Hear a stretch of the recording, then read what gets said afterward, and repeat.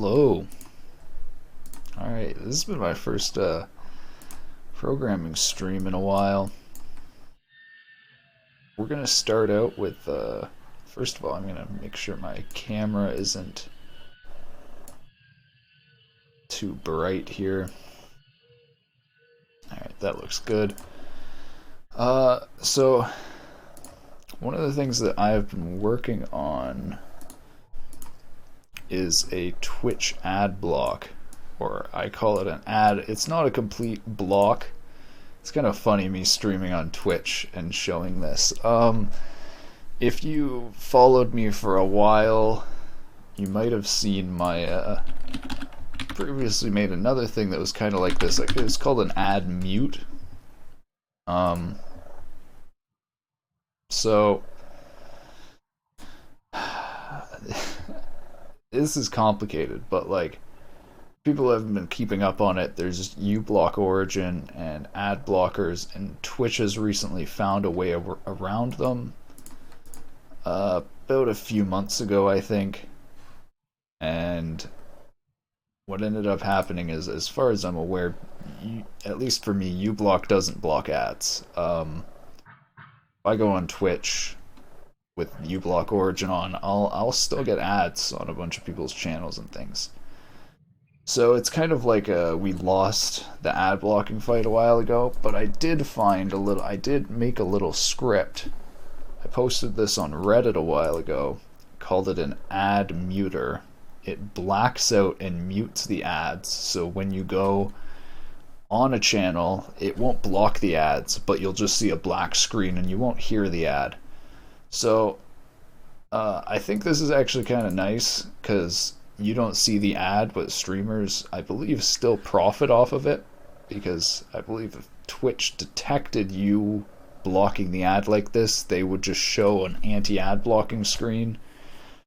And the fact that they aren't detecting that means that it's most likely registering as an actual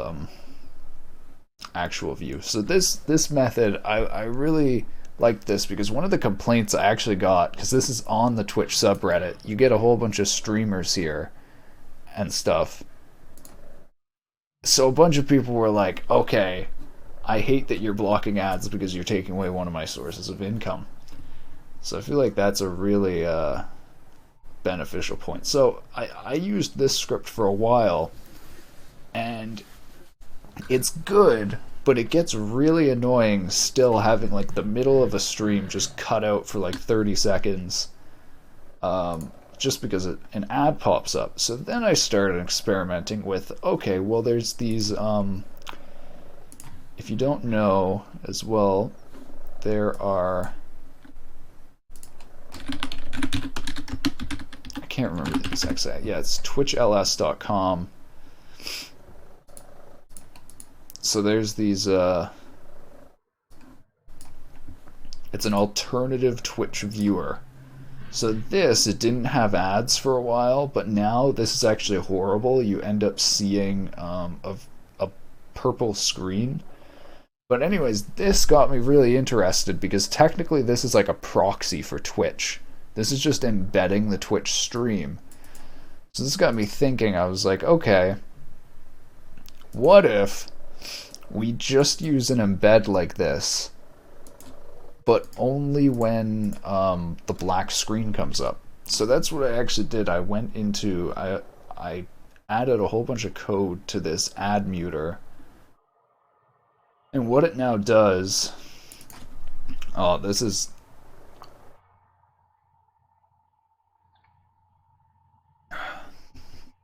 so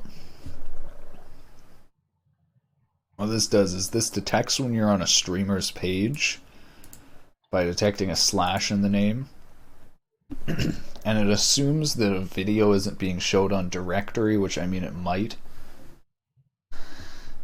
and then it finds a video display, or the current video display, to get the current size or rectangle that the Twitch stream is being displayed in, and it adds an embedded stream over top of that, and it still actually mutes and hides the stream. So people were concerned about this not counting as ad views.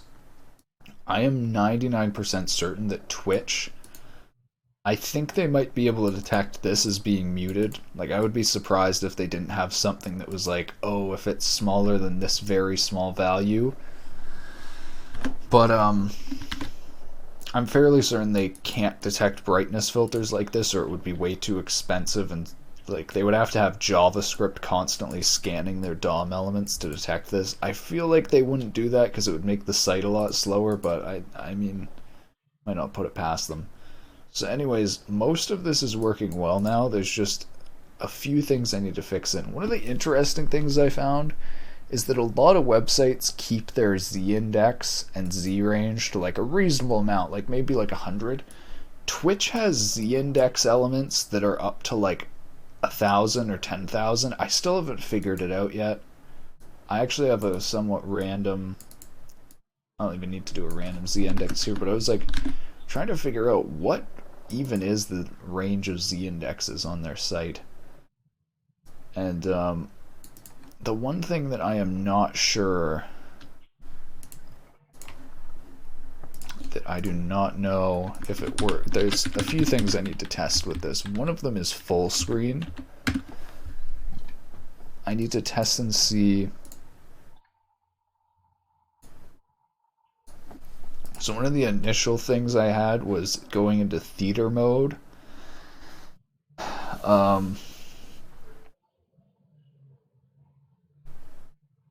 Oh man, this is crazy because this actually ends up being so complicated because uBlock Origin will automatically load this script into any Twitch pages. So you creating this embed ends up loading another Twitch page, which actually loads in this same script into the embedded iframe. This ends up creating a potential infinite loop, because if that iframe then displays an ad, so I've basically added this helper here to stop, or just this simple if statement to stop the infinite loops. But even then, I feel like this might not be perfect. But I'm gonna trust the DOM reference on this one. Anyways, one of the really hard parts of testing ads is that you like sometimes you just don't see ads. So yeah, I'm just kind of going along here.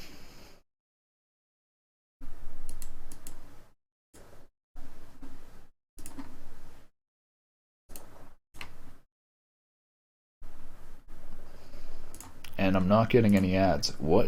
Who plays lots of ads?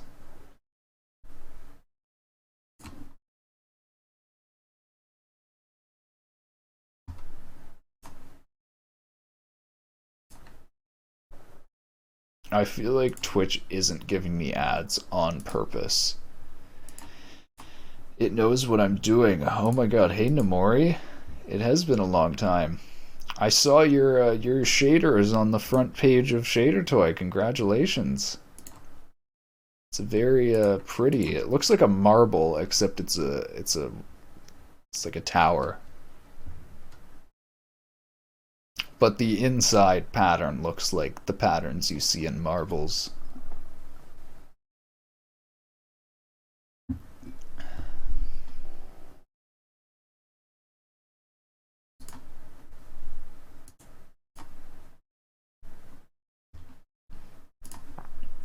So this is a Twitch ad bypass.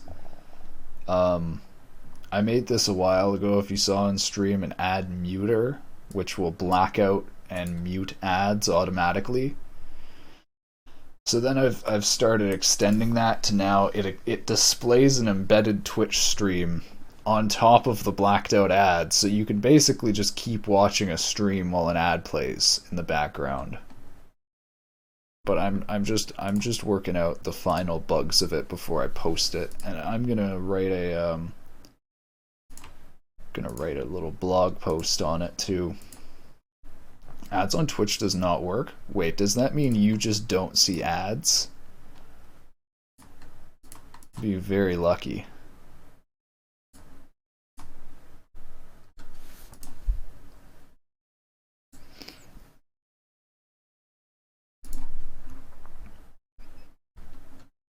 feel like I might need to disable uBlock or something.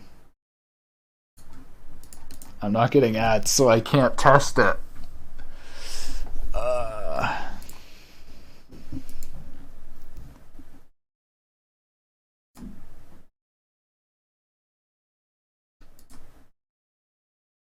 Wait, Elon Musk is streaming? Elon Musk is streaming. Is that a fake stream? Oh my god, it's so fake. Oh my god, is it a scam?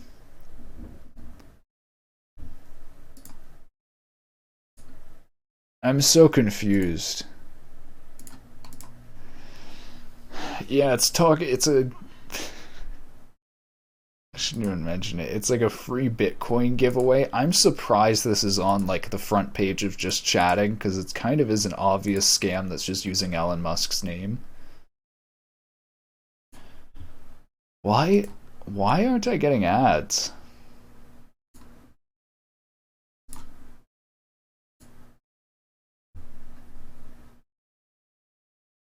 Boy lad, give me some ads.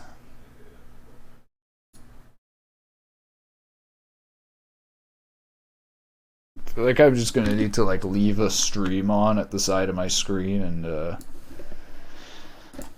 just gonna have a stream up on the side and wait for an ad. One of my issues is I'm trying to debug this specific situation where when a stream is full screen, the ad, like, I don't know, it doesn't detect the video player's rectangle correctly. But it's really hard to debug because yeah, use US VPN. I think I'm not getting ads because of uBlock, but I'm not certain. Here, I'll try turning off uBlock.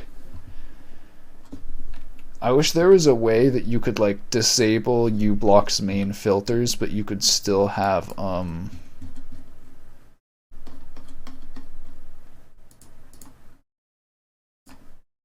I wonder if like BTTV or something has a ad block now. I wouldn't be surprised. Try Opera web browsers built in VPNs. I saw ads using US region VPN and Opera. Interesting.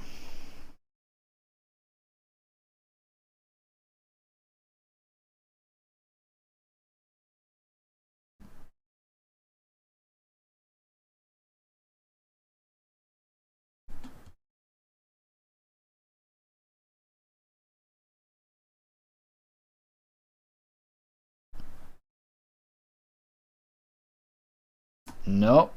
I'm not even getting ads without uBlock. New webcam outside. I moved it. It got yeah, it got like completely covered in snow and I had to like dig it out and then I just ended up moving it. I don't think there's an animal there right now. Is it snowing? Hold on.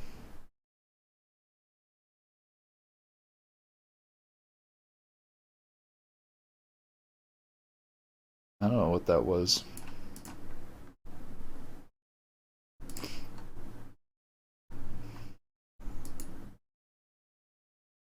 I actually don't think I'm going to be able to do this now.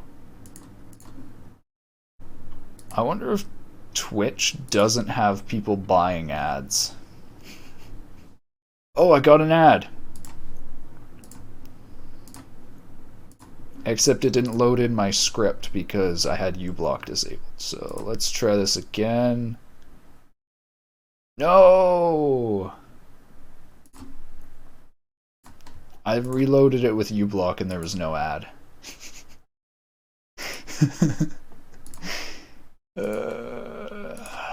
Okay.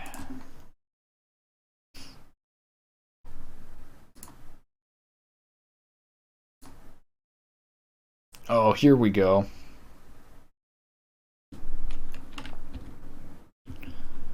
Okay, very interesting. So this is what I thought. It's displaying a black screen. Okay. Alright. I get this. It's not working. Yeah. So I think I need to detect full screen. Oh, this is going to be an issue. This is actually going to be an issue. The full screen element.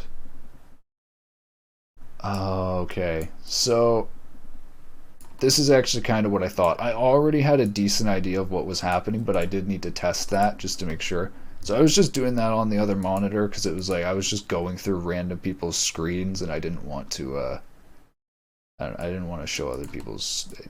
It's dangerous showing other people's streams, especially like that Elon Musk scam. Why would I publicize that? So this overlays it with a very big Z index.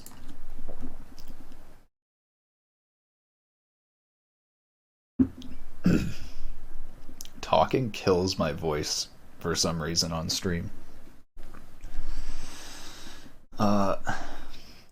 This displays the the embed over top everything as like an overlay with a high Z index. But the issue is that full screen elements are still just displayed over top everything. So when Twitch has the full screen video up, it first of all, it doesn't display because it's full screen and the Z index doesn't help it. But then the video rect is actually kind of broken because the full screen element doesn't give, it gives like too big. So I'm thinking I can probably account for this being wrong by detecting if the rectangle is bigger than the window.inner height, because the window.inner height should be like smaller than the screen size, but the full screen size should be the screen size. And then I should be able to force the video player to, I should be able to break out of full screen using JavaScript. Let me look this up. Document cancel full screen. I can't remember what the function is. I should be able to break it out of full screen so that it displays on top. Exit full screen.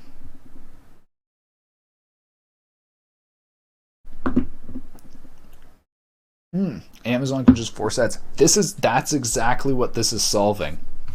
So at the very least, this will black out the ads. It mutes and blacks out the ads. So then that keeps the original video stream running in the background. So like regardless if it's displaying an ad or if it's the actual video stream, then that loads in the embedded player, and the embedded player never has ads. They might change that, but at the moment, embedded player has 0 ads, but it displays a purple screen. I don't understand why it doesn't display a purple screen when I embed it over top of this. That would seem like exactly the type of thing they should display the purple screen on, but they don't. So I'm gonna use it while it works. I'm kind of skeptical to share this with people though, because I feel like as soon as other people start using this, that's when Twitch will just I think they can easily stop this method by displaying a purple screen or ads on the embedded.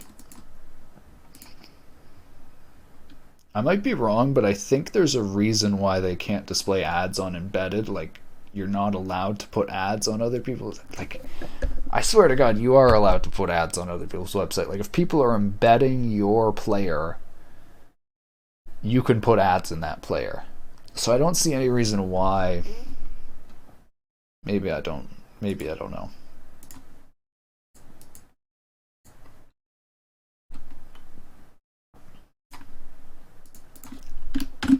Oh, this is actually good. So I can detect if it's full screen.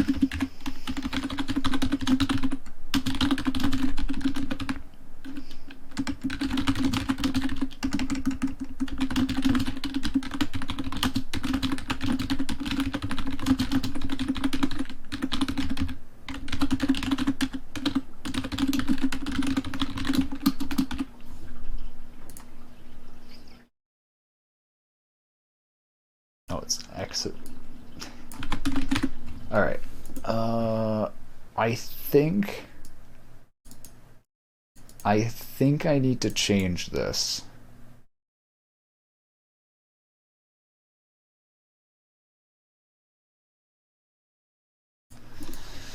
This is probably going to be too big.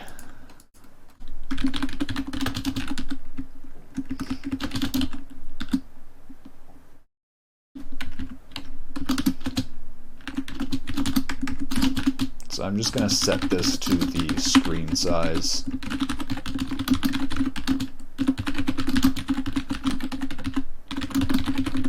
Alright.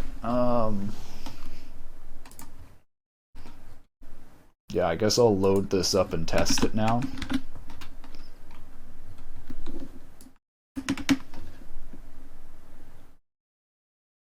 I'm just thinking if there's anything else I want to fix here. Other corporations did to their created by people content. So at least for me, YouTube still doesn't have ads. I've never had ads on YouTube get through ad blocker.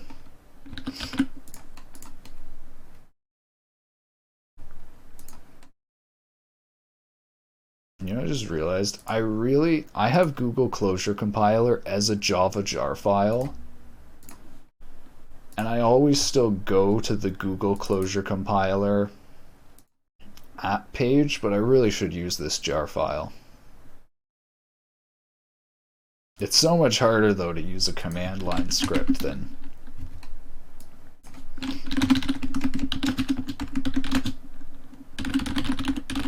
Let me try typing help. Help me! Cannot read file, help! Oh no. Help is not a valid option. Oh, dash dash help. Here we go.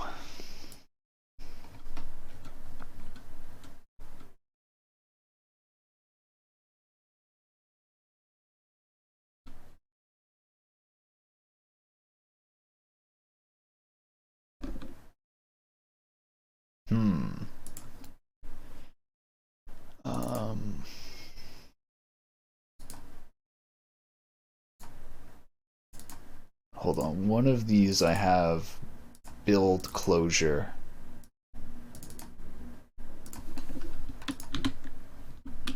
Oh my god, where is it? I should have a build closure script that, here we go. This has the command line. JS output, rewrite polyfills, CMA5 strict,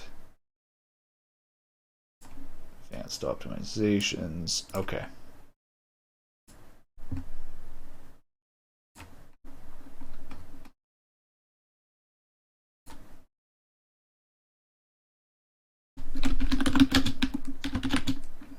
What's your genius idea?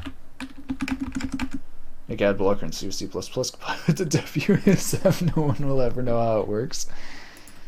I do not underestimate people.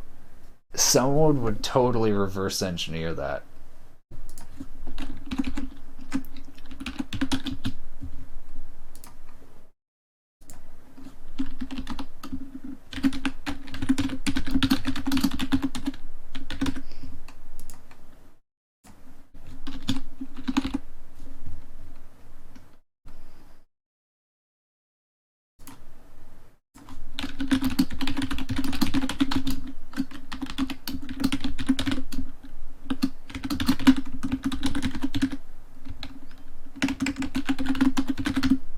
Is it gonna work?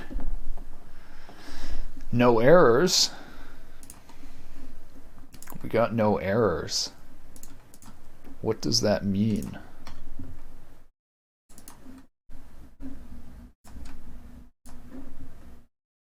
Oh, it worked. Look at that. Alright. So I needed that on a single line. So the way uBlock works is you need to have your script all on a single line, because new lines are what mark the They're what mark another script starting. So I can't remember what I named this either. Hold on.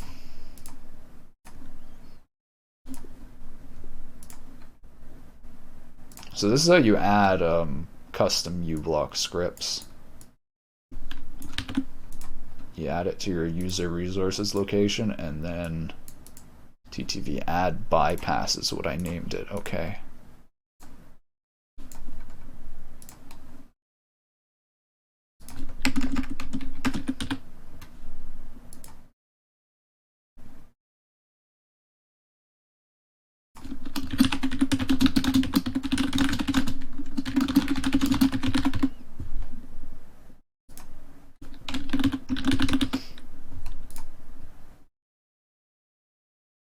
I'm actually going to change this.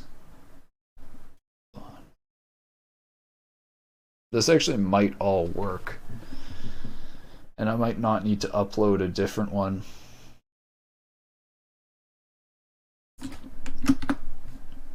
So I'm just going to like upload this just like it might be good.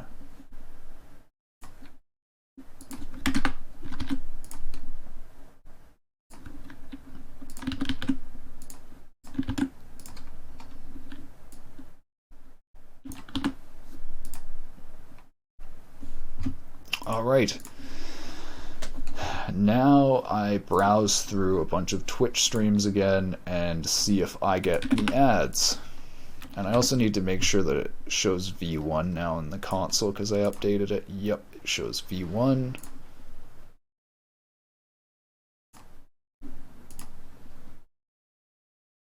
Hopefully I get an ad straight away this time.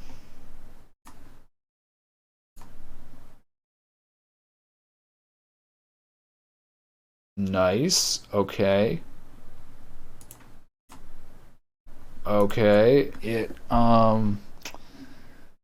It somewhat worked. Okay, it actually worked better that time. It didn't display a black screen. So before, what it did was, is if I was in full screen, the ad blocking would work. It would black out and mute the ad, but then it wouldn't overlay the embed properly, and you would hear the stream, the actual live stream running in the background, but would still just see a black screen.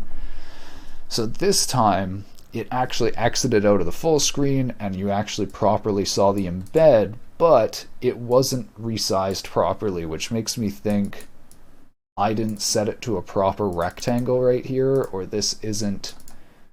I might be incorrect about what window inner width is.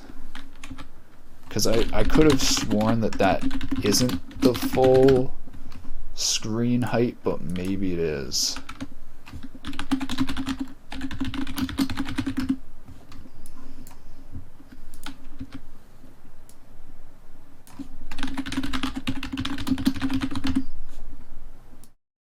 Yeah, I don't know, that's weird. It should have...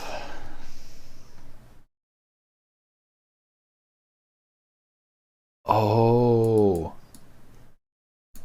Maybe it's the scroll X and scroll Y right here.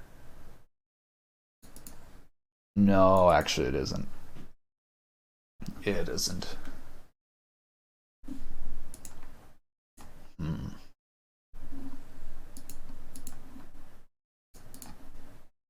Because it was displaying fully from the top. I wonder if I just need to like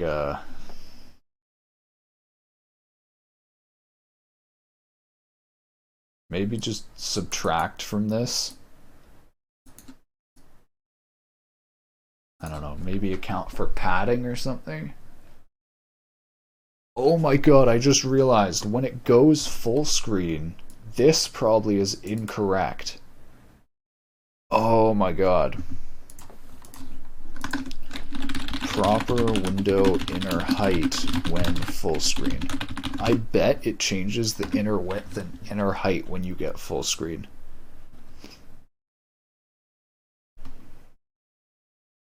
And I'm guessing there actually isn't going to be the way to... I'm not going to be able to get... yeah, this is actually fighting against JavaScript. Oh my god.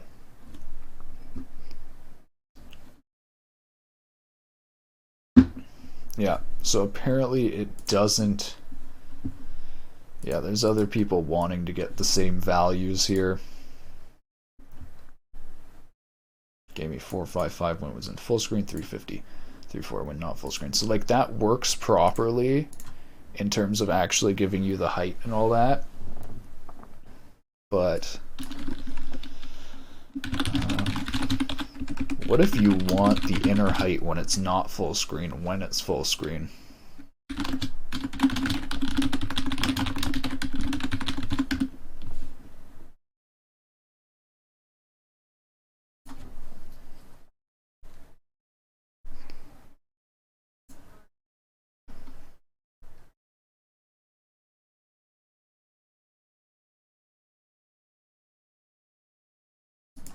Alright, maybe I'll just look through...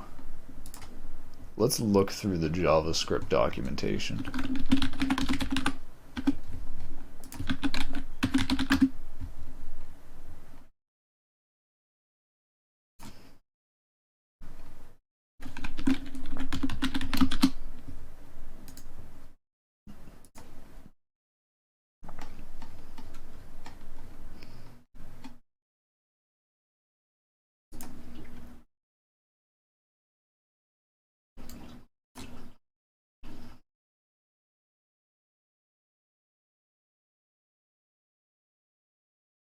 Minus the scroll bars and borders. Alright. Maybe client width is what I'm looking for.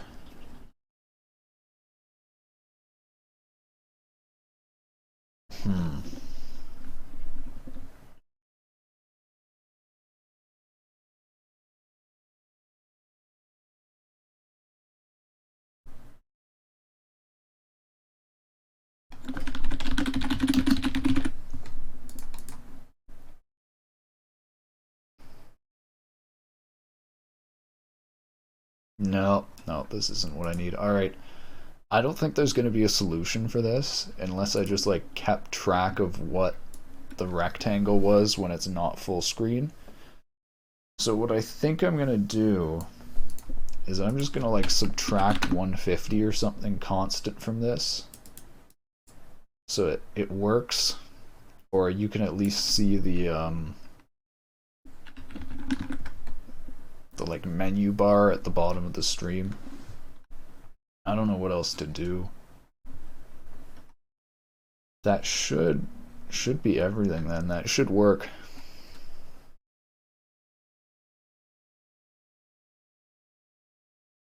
I'm just thinking if there's anything else. I think this is good.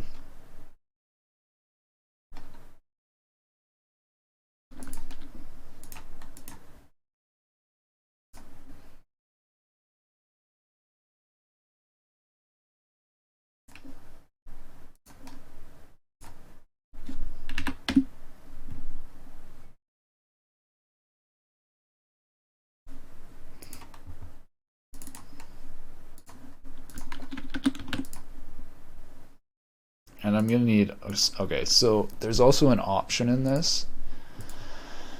When it displays the embedded stream, it's actually still playing the ad and the original stream in the background, which uses like double bandwidth. So I've added an option here to display the embedded stream as mobile quality, which is generally 360 or 480p. Which I like to use because, I don't know, I feel like it's a waste of bandwidth when it loads in source quality and loads in like 1080p just for me to watch for like 30 seconds while it's playing the ad. But I think a bunch of people will want to watch in source quality, so I'm gonna give two different scripts, one with the full quality and one with the mobile quality.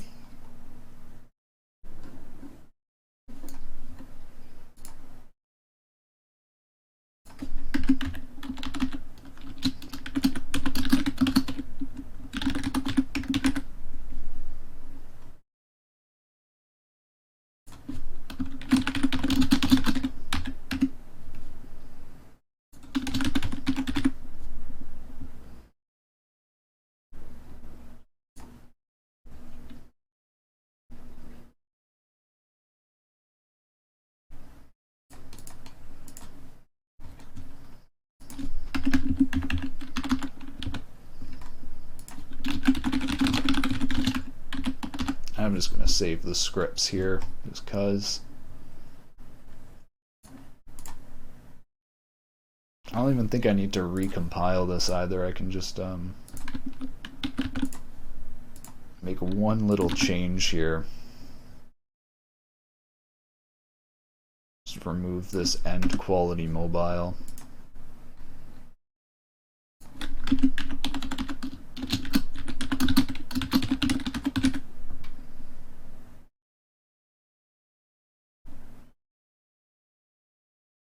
Oh, there's my mom filling up the bird feeder.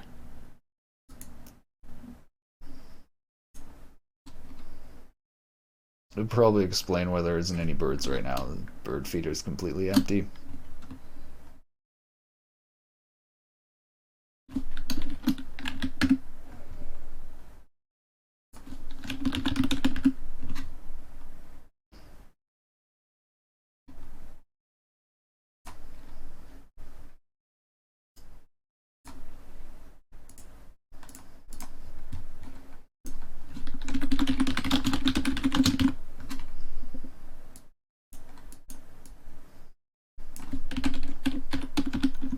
Alright, now I'm gonna write a blog post about this because I feel like this is a really useful thing to do, to just write little ad blocking scripts like this. But when I was trying to figure out how to write these little uBlock origin scriptlets, there were so many little things that I couldn't find in like the uBlock documentation. There was like no tutorials or anything I could find.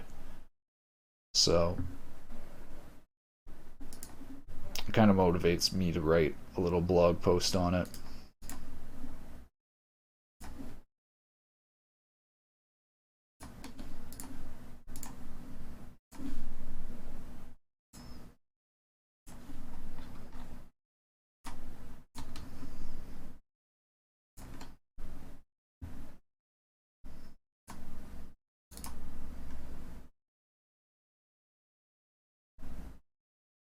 I think my hard drive's dying.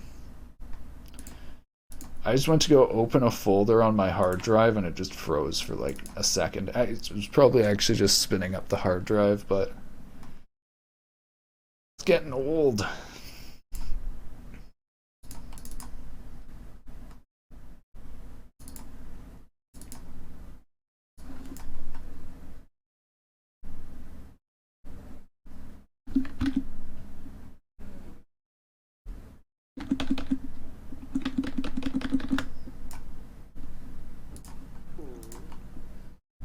Documentation always sucks and no tutorials.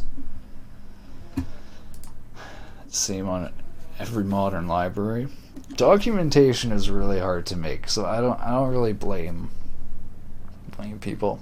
Yeah, I would definitely say that one of the funny things I found is I always say to a bunch of people, I'm like, oh yeah, just read the documentation. Like, oh yeah, just learn how to use an API, just read the documentation. But then a whole bunch of libraries, their documentation is literally like, it's like a puzzle itself. So yeah, documentation is great, assuming it's good documentation.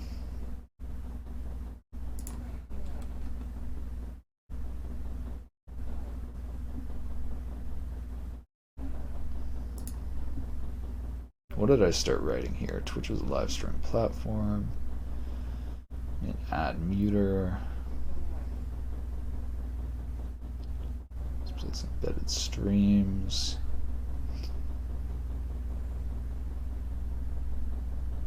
So I think I'm going to make a YouTube video on how to add this to your ad blocker, because that is really the most simple thing, I think. It's actually kind of complicated going into your ad blocking settings and adding that.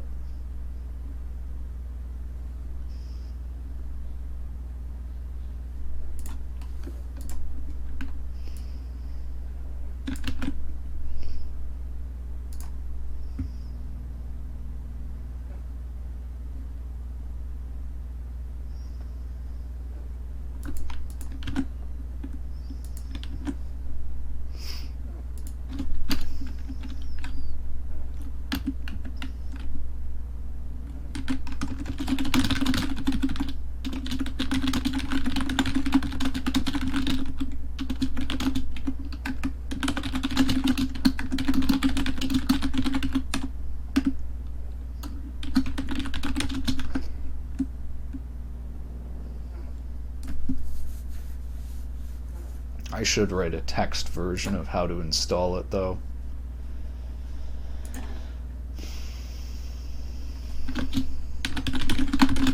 The script 1 displays full quality embedded streams, and the other displays mobile quality to save bandwidth.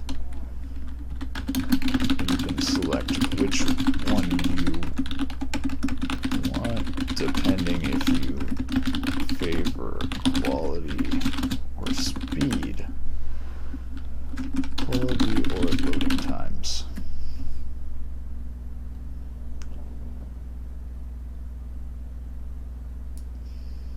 I feel like there's a way easier way of saying that.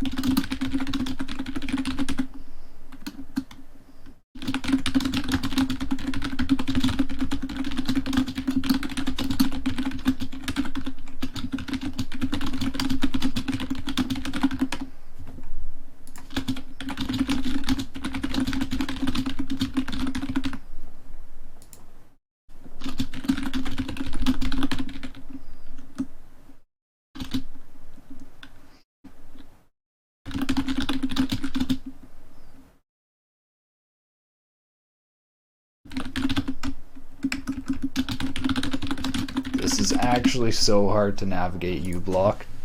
Like writing this out to explain it. I've got it down to a few clicks, but you've got to go to the cogwheel. First you got to click the uBlock icon, then the cogwheel icon. Then you have to go to settings. I am an advanced user. And then click the other smaller cogwheel icon. And then you got to go down here to user resources location. It's not very simple.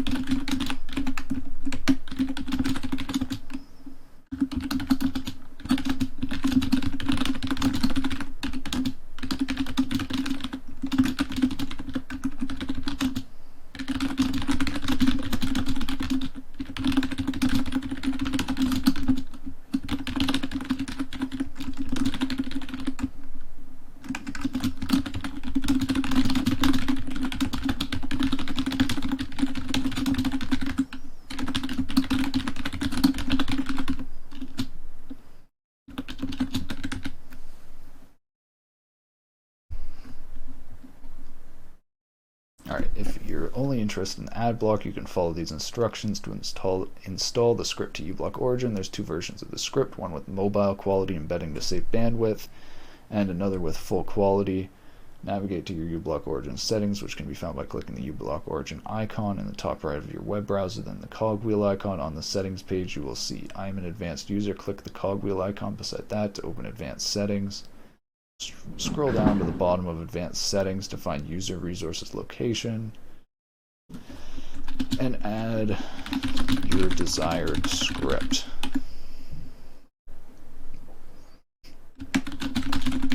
Already have a script URL there.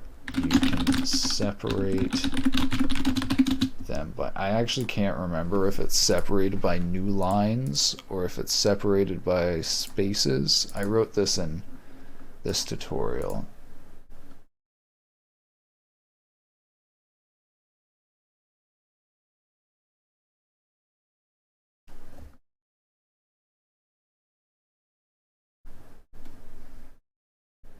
You're going to include multiple scripts. File. Did I not write this here? Wait. Have it set to a custom resource. You can have multiple separating URLs with spaces. Okay, yeah. See, this tutorial explains how to get to this menu. But the issue is this tutorial is on uBlock Origin scriptlets, so it's actually kind of too big just for a tutorial. Like, it's just a bit too big to just be a tutorial on getting to the uBlock Origin settings.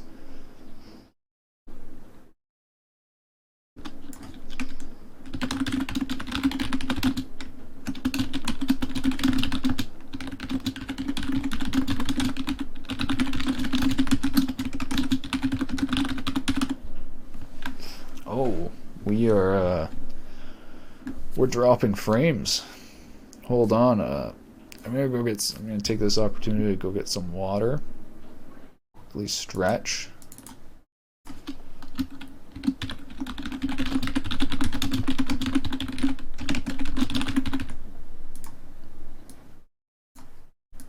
Hopefully I won't be dropping frames when I get back.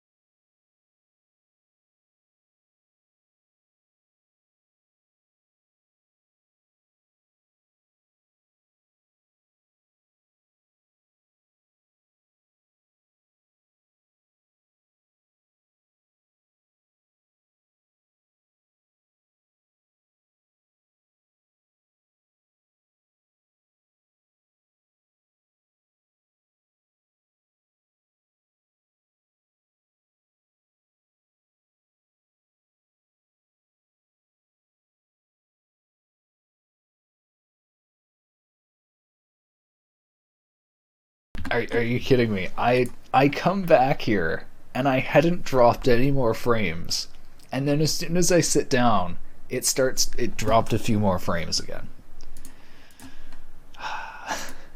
I'm just gonna guess it's a Twitch issue or something.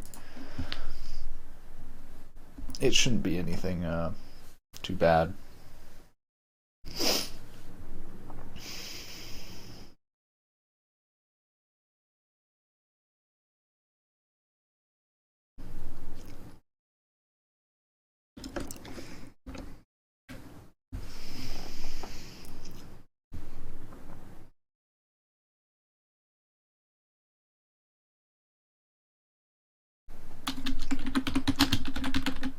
And add the URL of whatever script you chose above.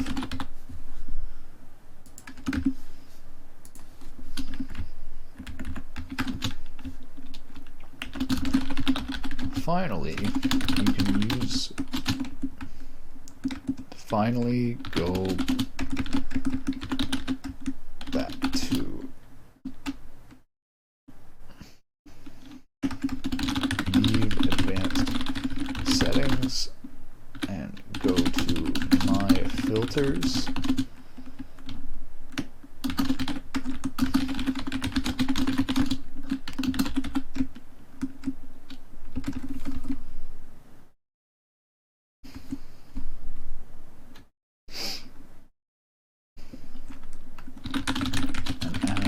Twitch.tv plus JS. Add bypass.js.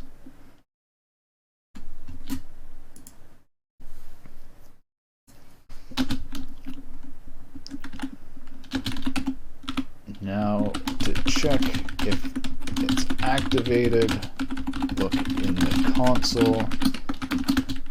12 on any Twitch page.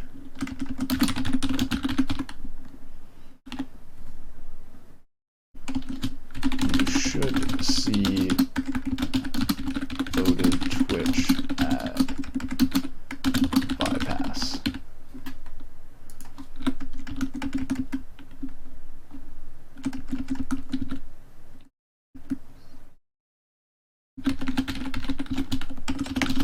Message.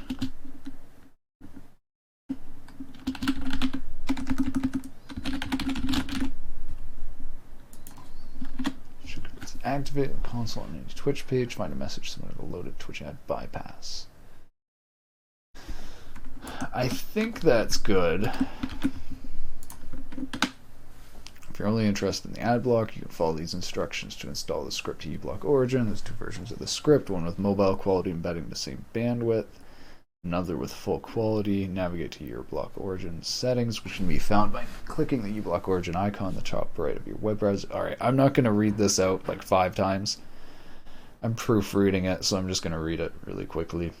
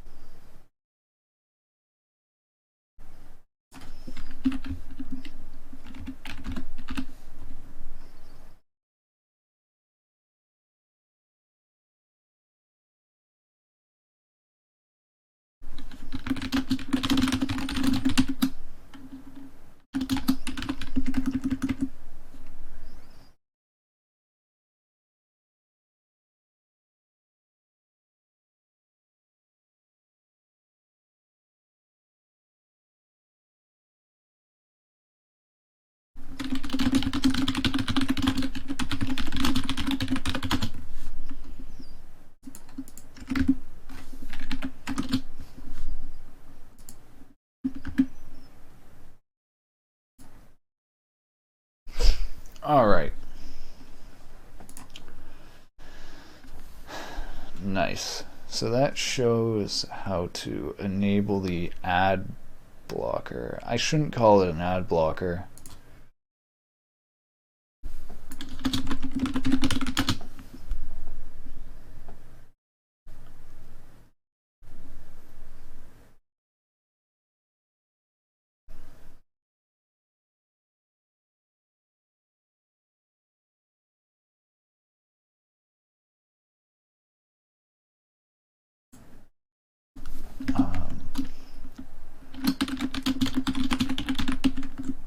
Proved it to be an ad bypass.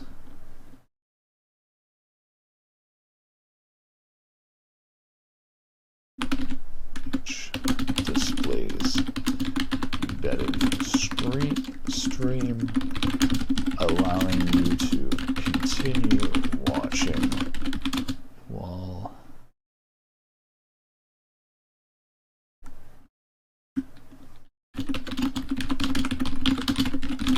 ad plays in the background.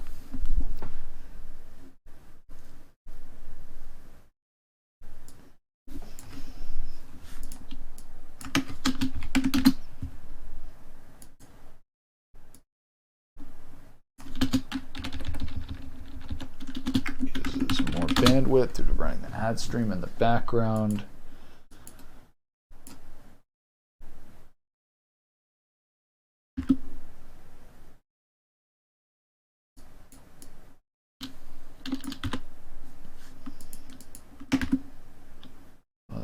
it's worth it because you don't see an ad. Still get to watch the stream, and theoretically streamers will still earn money for you watching the ad in the background. Alright, I think that's good.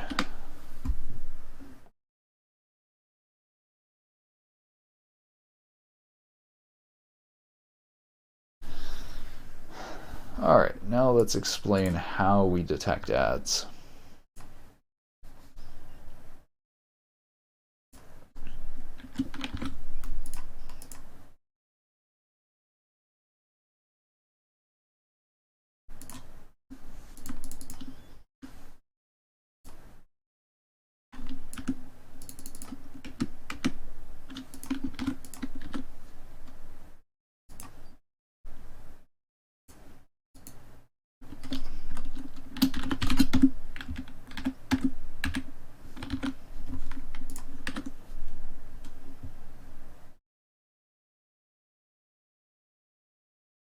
Alright, I need to put a message as well that says like,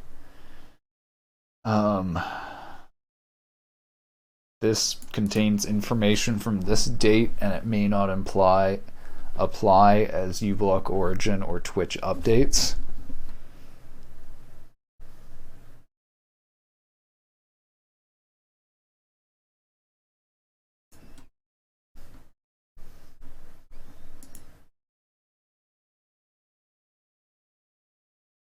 Whatever. It's got the date, or I'll put the actual date, which I think will be good enough.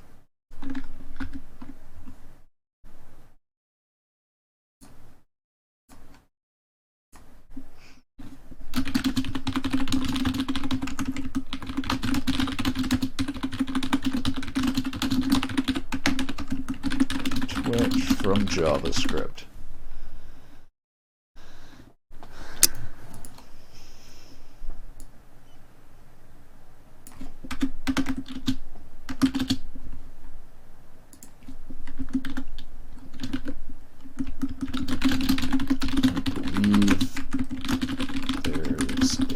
Perfect.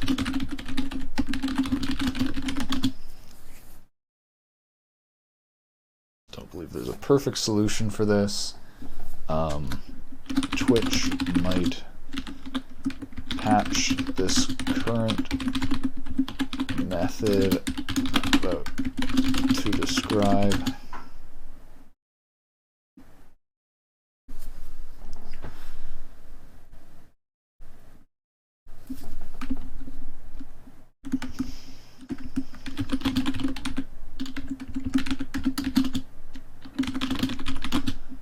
Here, but as long as they are announcing the ad somewhere on the page, which I believe they are legally obligated to do. I'm actually not certain about this. I believe legally they have to have this notice saying it's an ad, but they could embed the notice into the stream. I have a feeling, though, the law actually says that they have to have in the title or like a message up at the top bar saying it's an ad.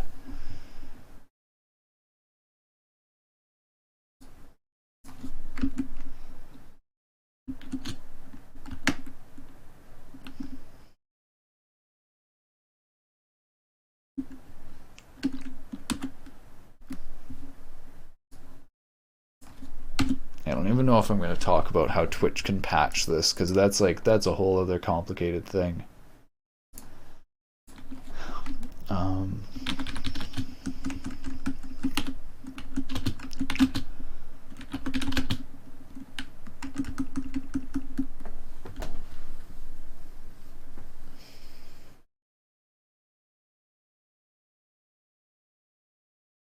Alright, I think I'm going to capture a screenshot of an ad because I kind of want a little I want to get like a screenshot to show what we're going to be detecting.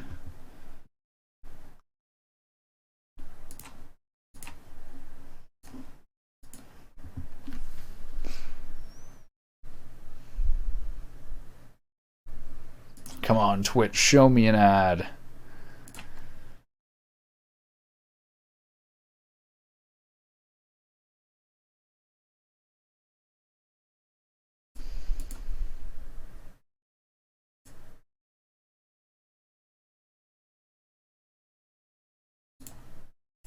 Man, whenever I want ads, I don't get ads. That's not the way it works. Many country laws against gambling and streamers from those countries promote being sponsored on Twitch, and Twitch has betting ads. I think Twitch has its own way to deal with laws.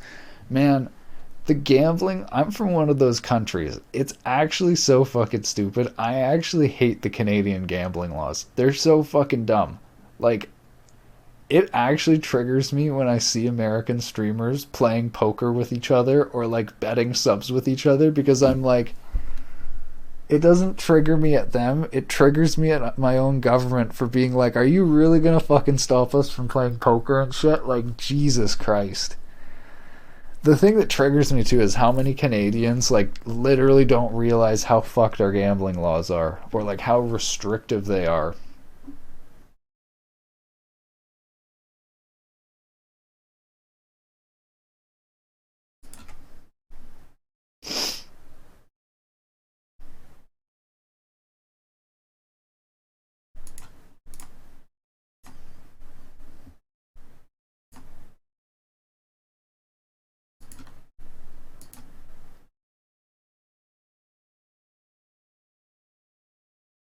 Nice, okay, I got an ad. Sweet.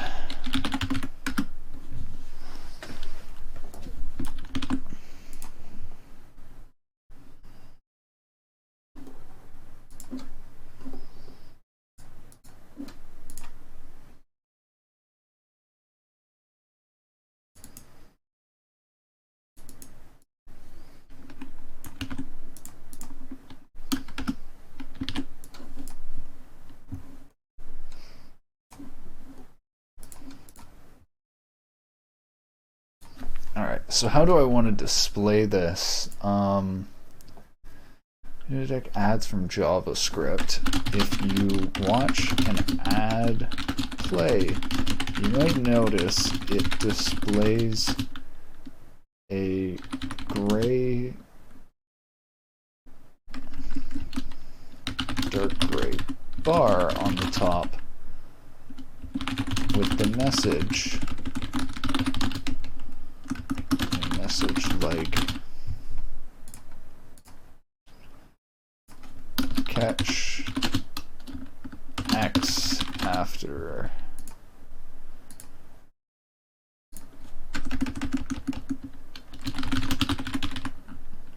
catch Ethan Schulman after this ad break.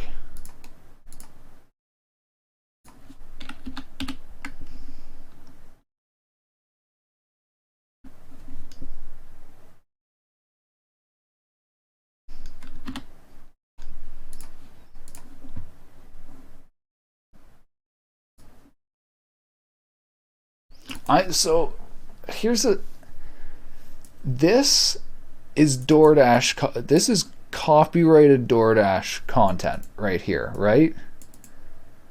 So this, even though it's grayed out, will be a picture of copyrighted DoorDash content, no? Like, am I actually breaking copyright laws by taking a picture of this and redistributing it?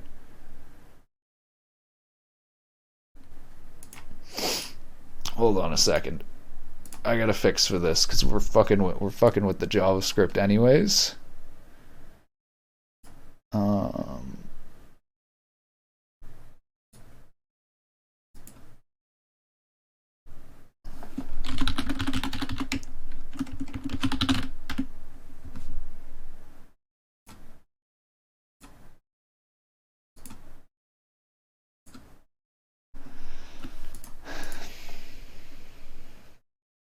Better don't even think about copying bullshit. Yeah, but I do need to think about it. That's the thing.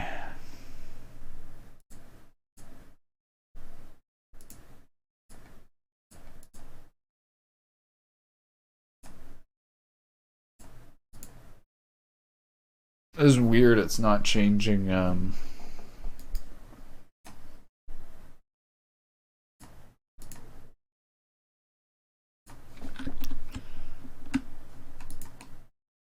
no, I'm an idiot. Oh, I pressed backspace and it exited out of the page. I was trying to edit the HTML so that this is completely black, so that there would be no copyrighted stuff in the background. So this is the crazy thing as well. I think even if I take Twitch code and go like, here's the Twitch HTML code that you need to detect, fairly certain that's breaking copyright laws, because I'm redistributing Twitch copyrighted code.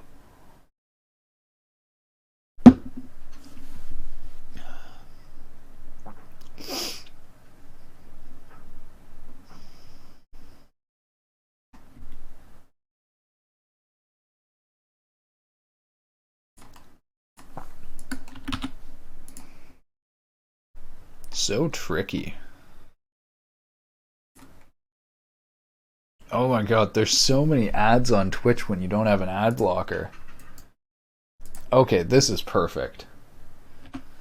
This is good. I got one that is a black, the black background. It's perfect.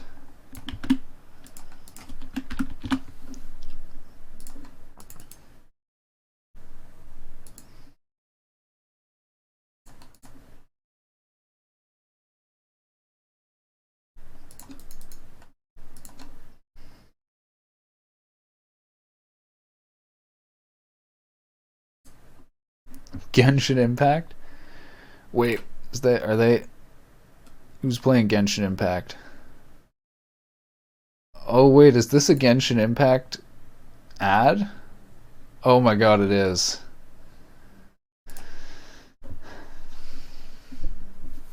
People have lots of Genshin ads on Twitch. See, I wouldn't know because I've been successfully blocking ads for like weeks now since I started developing this.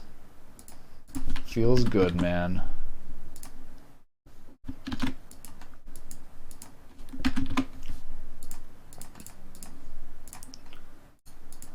I find Genshin Impact streams. So actually, I liked Genshin Impact streams at the beginning when people were still learning the game, and I kind of found it cool to watch people discover the stuff in the game. But then watching people just like do the metas of just grinding stuff over and over again is just horrible. it's not it's not for me.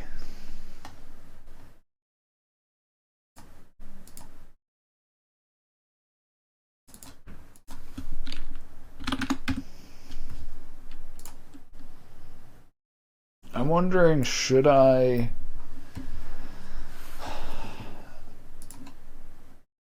this streamer key was pretty good.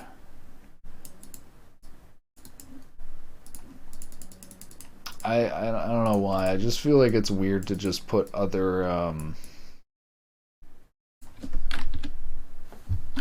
don't know, other streamers there. Like it's interesting to me how a bunch of streamers find it insulting if you try to block ads on their stream. Like I find that as like a compliment of like people want to watch your stream so bad that they want to get rid of ads. But like a bunch of streamers view that as like, you're trying to block my ads, you don't think what I'm doing is worth money. But that like assumes that people even have money to give in the first place. I don't know.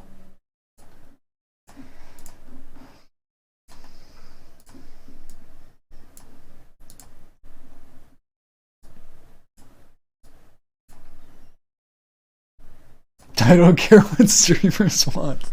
Yeah, like that's what I expect from viewers.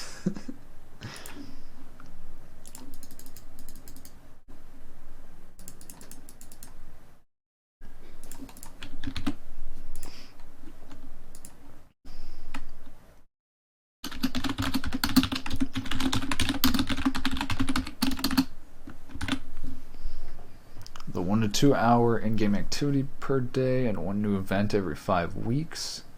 Genshin gameplay, absolutely great. Quit Genshin a few months ago.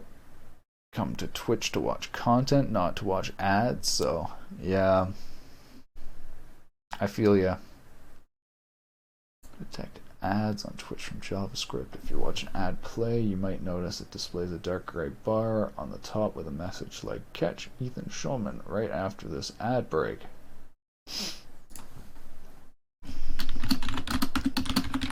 We're going to use this. This gray bar is an HTML DOM element, which we can detect with JavaScript.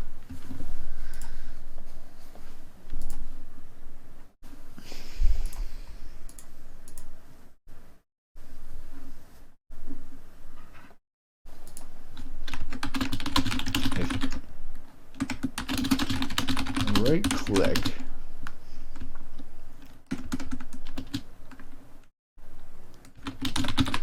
searching for class names via, alright, I'm going to link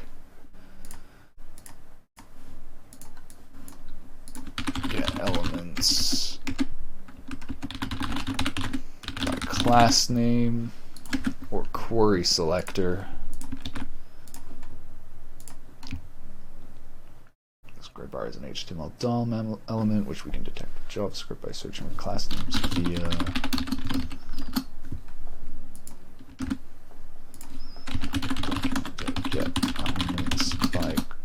class name or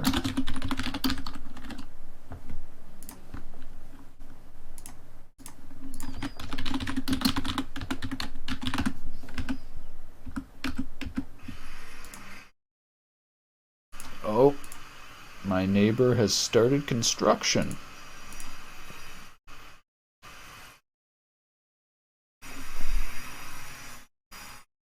My noise filter actually kind of works. It's kind of filtering it out.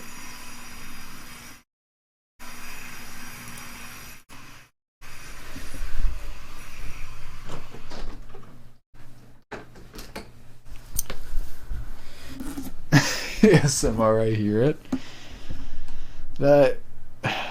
Do people find sawing stuff to be ASMR? Dude, I saw a construction worker cutting concrete tiles the other day without a mask. It actually made me cringe. Not a lot of stuff actually makes me cringe.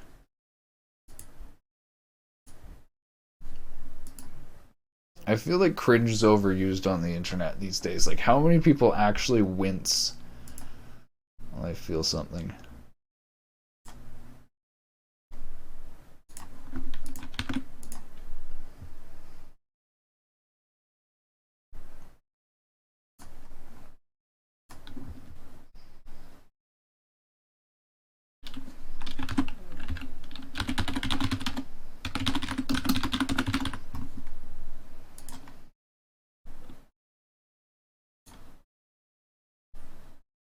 Have you,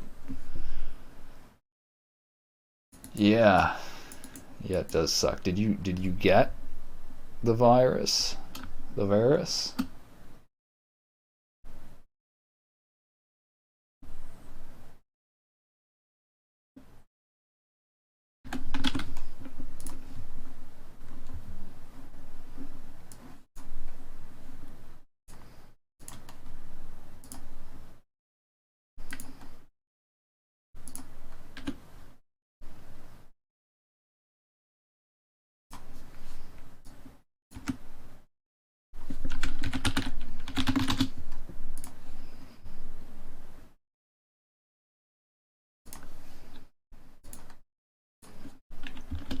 By finding the HTML element.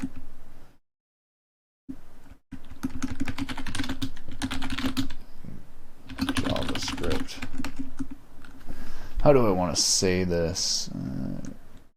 We can detect in JavaScript by searching for the element's class names. Debug the class name Click. Family lucky or something. I live with my full family here. My sister, her kids, her husband, my parents. Need 7 people. No one had it. Luck, I think. Wow. Nice. That's good.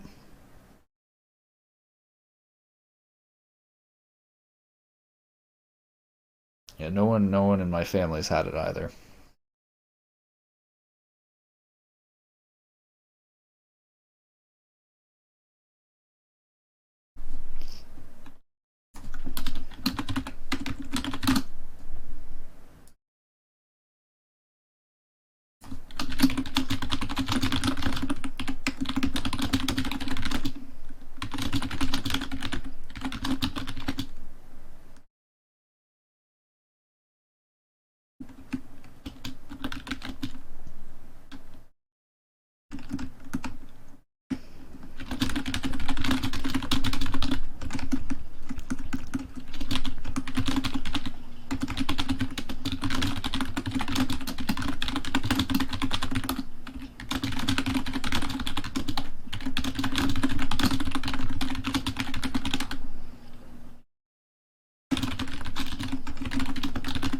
View HTML attributes like classes. Co-workers had COVID, but it was not hard. Family or system had it. It's really scary how close it is to us. Damn, dude. I hope none of them have anything long lasting.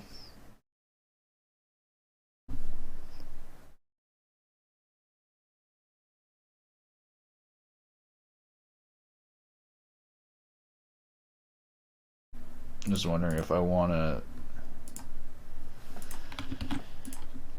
have another screenshot like this.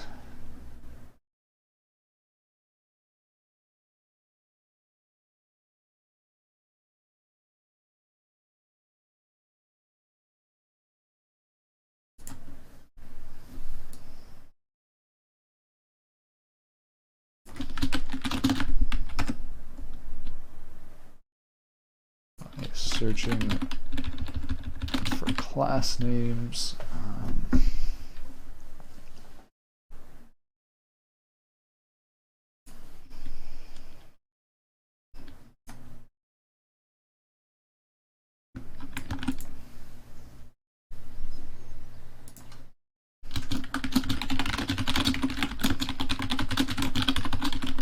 Class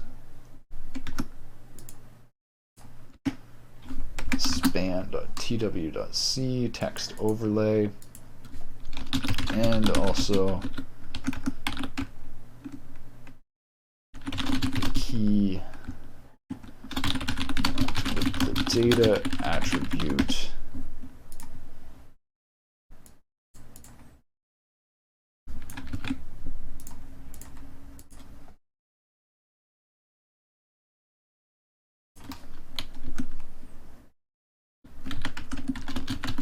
But running document.querySelector all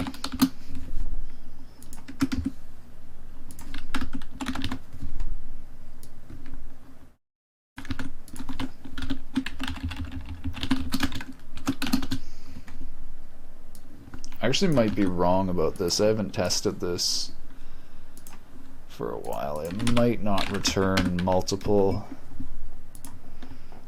If I remember correctly, it does though.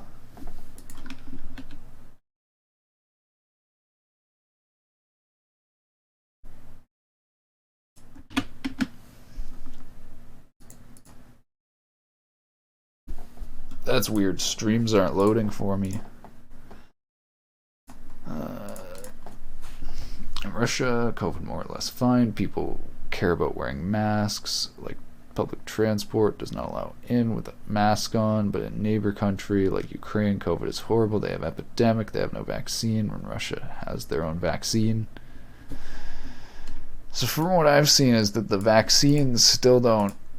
What I think it was Papua New Guinea or something. Some country had like 100% vaccination rate, and they still have they still have like 0.5 cases per day.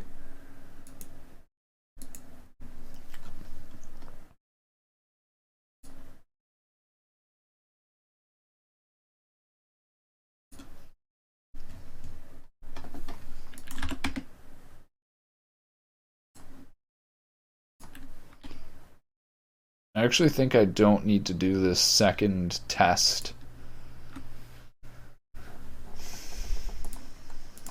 Alright, nice. That makes it easier.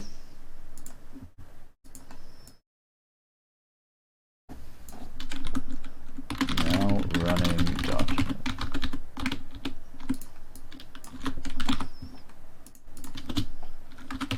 Should return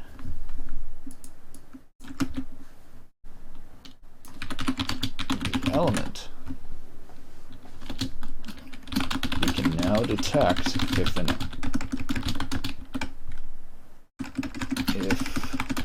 no ad is playing, no element will be found, and it will return null. Now we can check when ad is playing.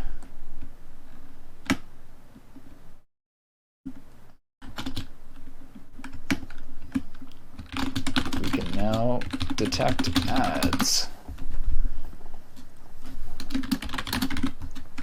Alright, I think it's actually good for the part on detecting ads.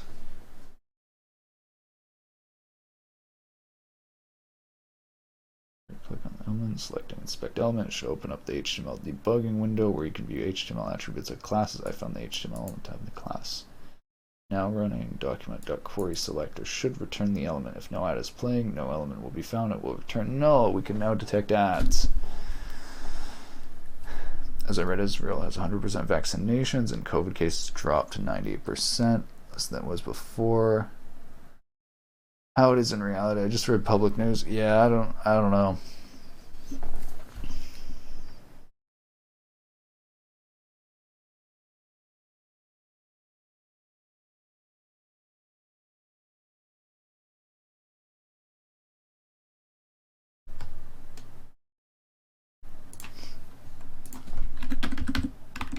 What do I call the next section?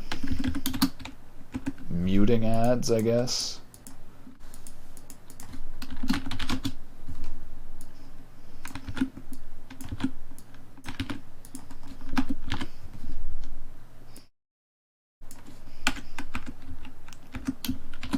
Hiding ads.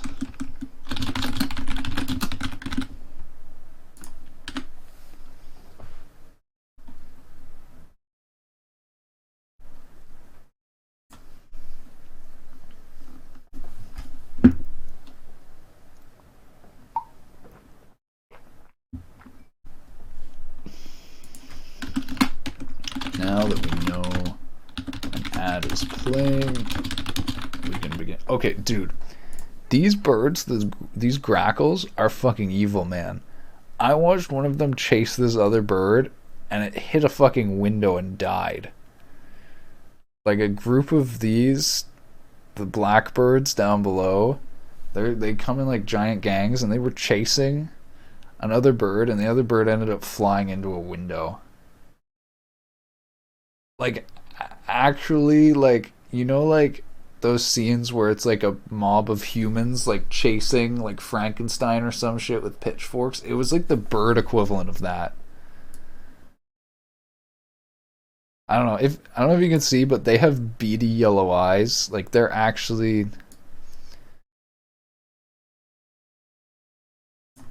Oh my god! You know what this looks like?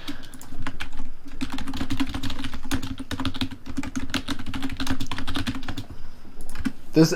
Wait.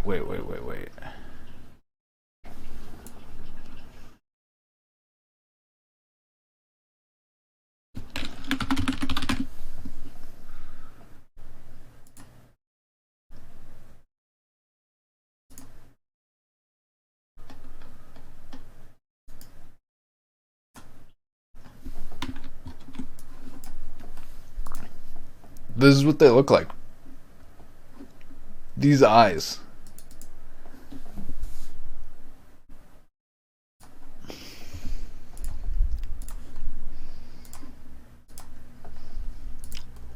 Looks like crows. Yeah, they are. They are related to crows. They are smaller though. Yeah, I don't know why actually. So like I always see this thing of like you'll I don't know why you'll see in some like games or like movies or things they have like groups of crows or like flocks of crows. I always ever see crows in like groups of like one, two, or three, and crows are generally like pretty big, like almost the size of hawks. But like the grackles there, they're always what I see in a group of like 100. You can find like groups of like 100 of them flying up around over orchards and stuff. It's nuts. I don't know any bird names. I only know the ones that are here that you see like every day, like those ones.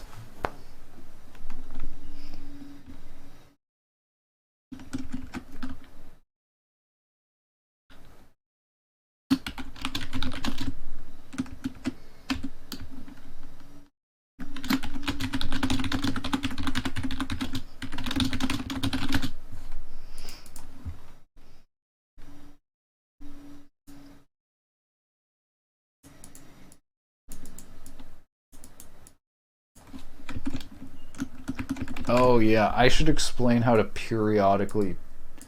I need to explain in this part that we need to periodically check for ads.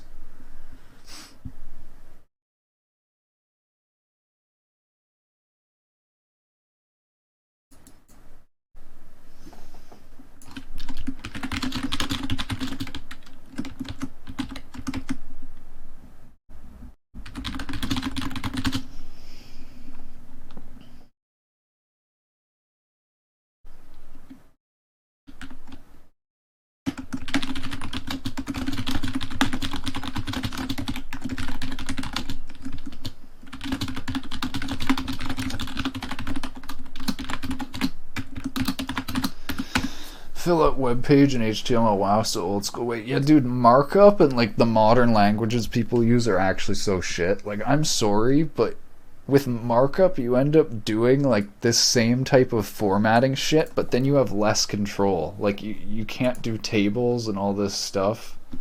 I don't know.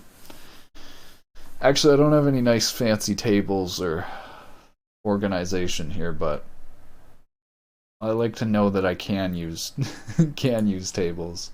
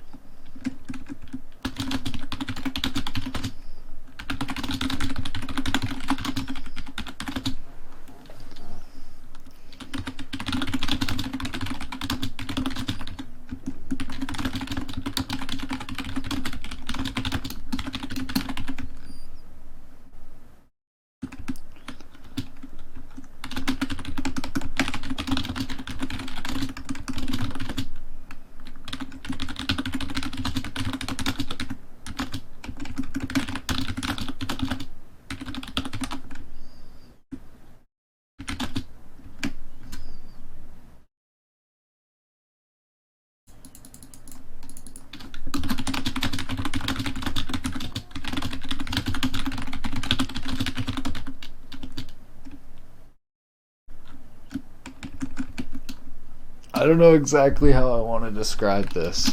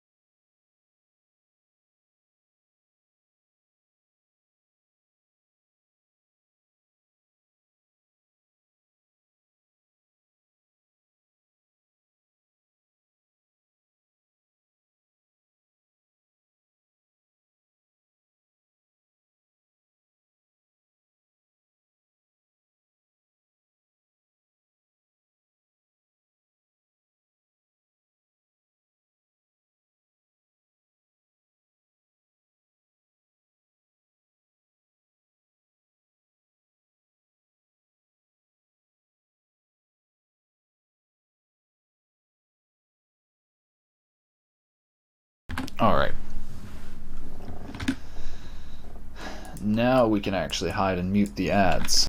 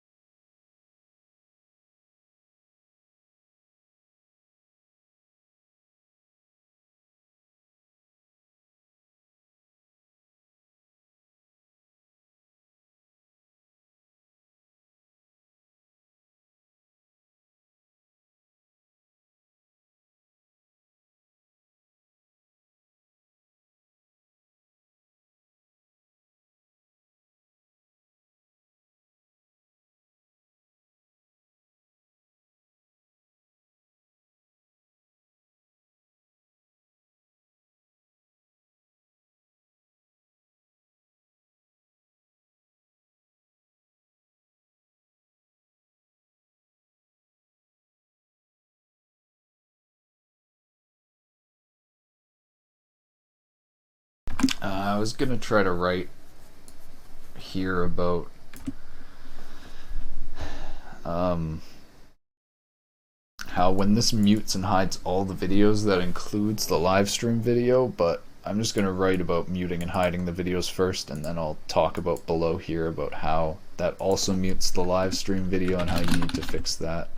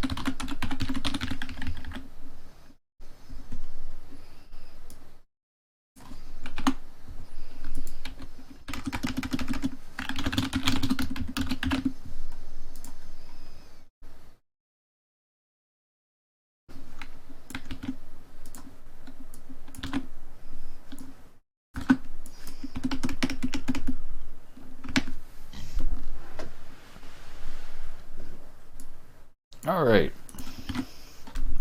That should be good.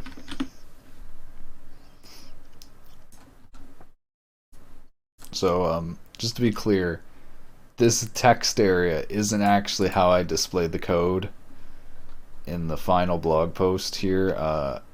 When I finally post this, I actually go through and I convert this to syntax highlighted HTML. You can see. Oh my god! I just realized I haven't gone through and done it for this one yet.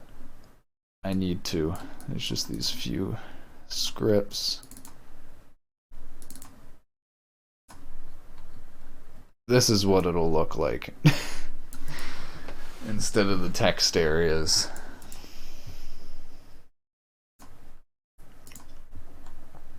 It's actually good. It's made me realize that I need to go through and add the HTML to that blog post.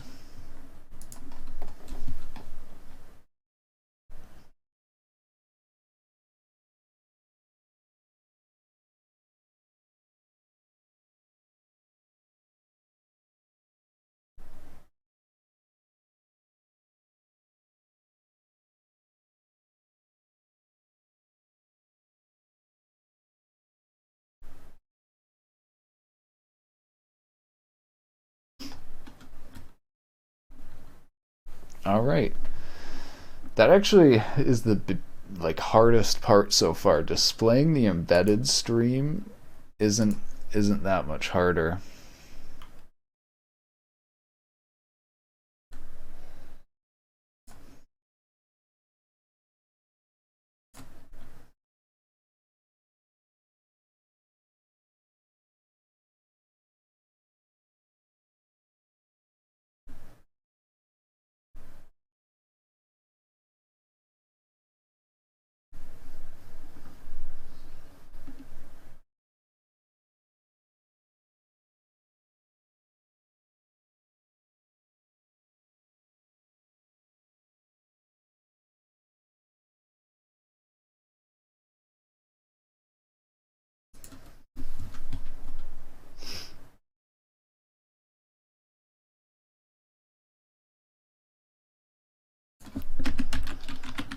If it's activated, should see console message similar to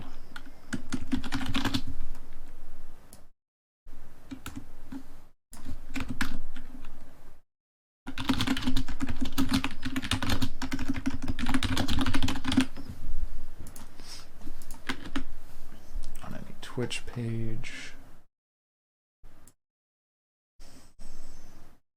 Alright, yeah, I think all that's left to do is do the embedding. I feel like there's an easier way of doing this, but, or wait, no, this, but a video would probably be the best way.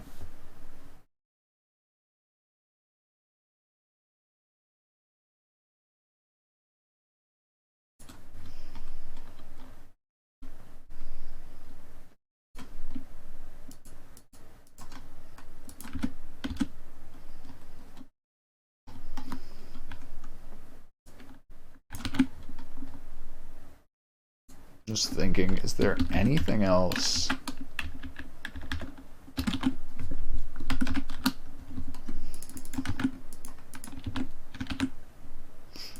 Hiding and muting ads.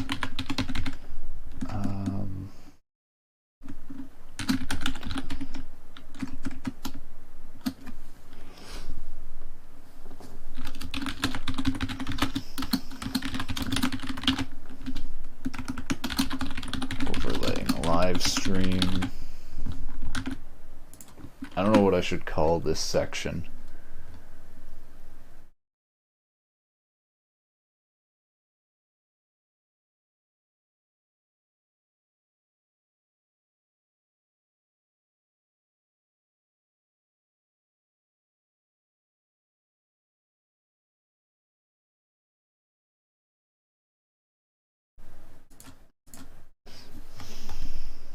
I guess I'll just call it embedded stream.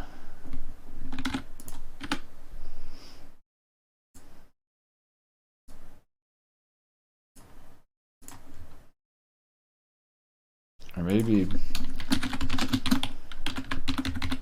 using embeds to bypass ads.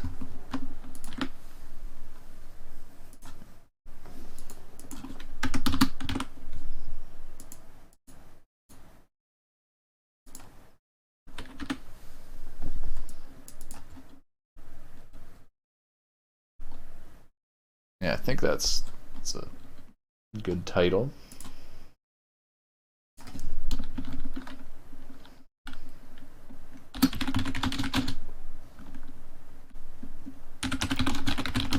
Sites like Twitch have share and embed links.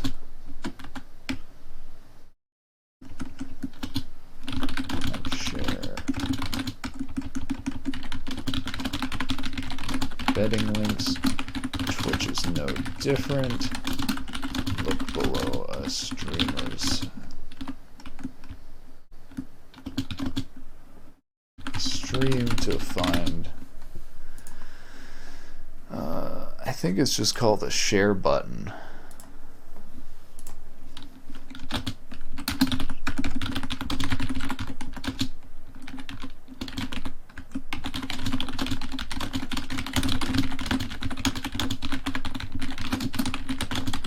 You know what?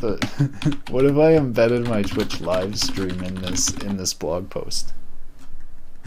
That I actually hate that shit, dude. When you go to a page and it just automatically starts playing, like it actually triggers me. I'm actually curious. Let me embed this. Will it autoplay? I don't think it will.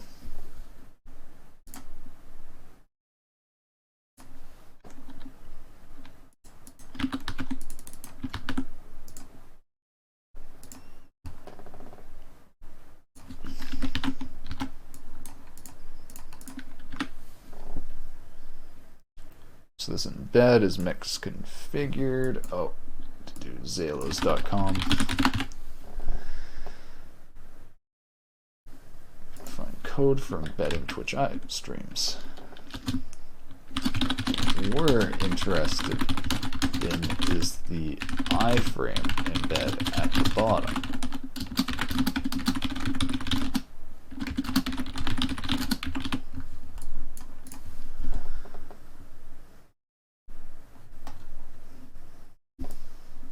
I need to do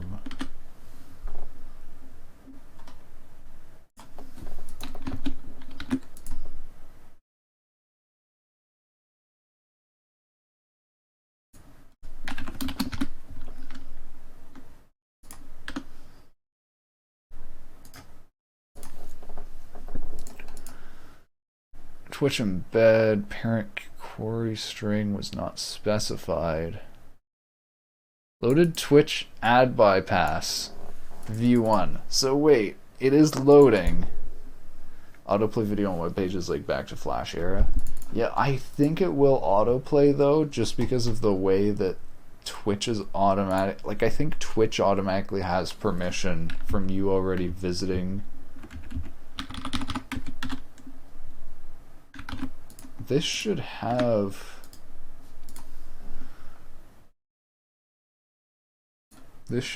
parent equals. Oh, I'm an idiot. I'm on localhost. I wonder if there's a way to do localhost on this. Hold on. Twitch iframe embed parent localhost. Yeah, I don't know if there's a way for me to actually test this. Embedding player on localhost.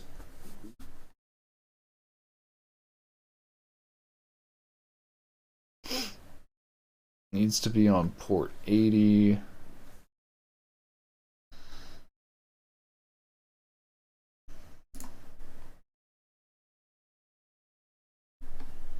I don't know if there's a fix for this. Oh look, there's comments by Barry Carleone, who's Co-Carnage's developer.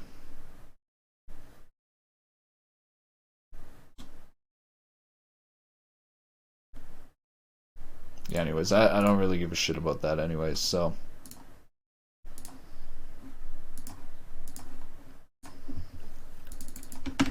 We just need the code right here. Alright, plenty of social media sites have sharing and embedding links. Twitch is no different. Look below stream to find a share button. In the menu that pops up, you can find code for embedding Twitch live streams. What we're interested in is the iframe embed at the bottom.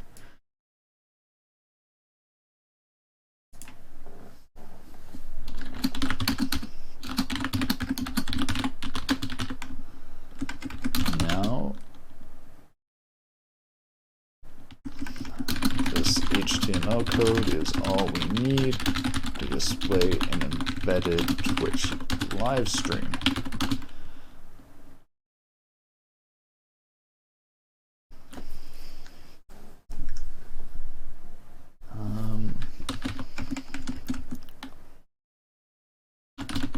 Channel equals Ethan Showman shows how to set the desired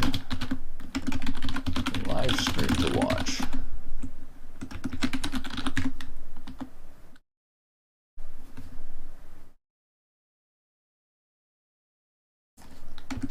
Live stream.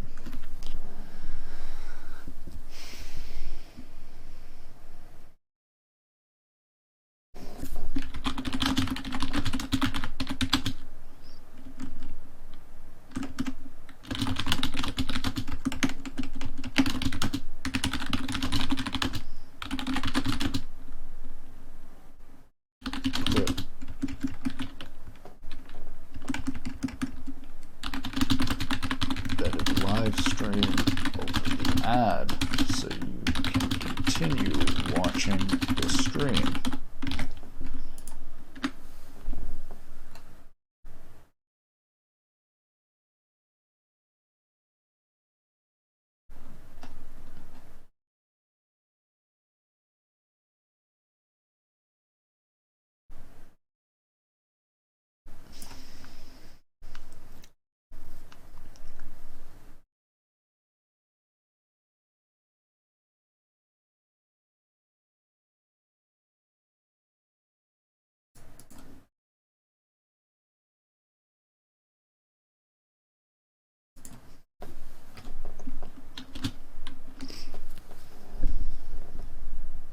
Thinking what else I need to explain. Alright, hold on, I'll be right back. I'm just gonna get some water.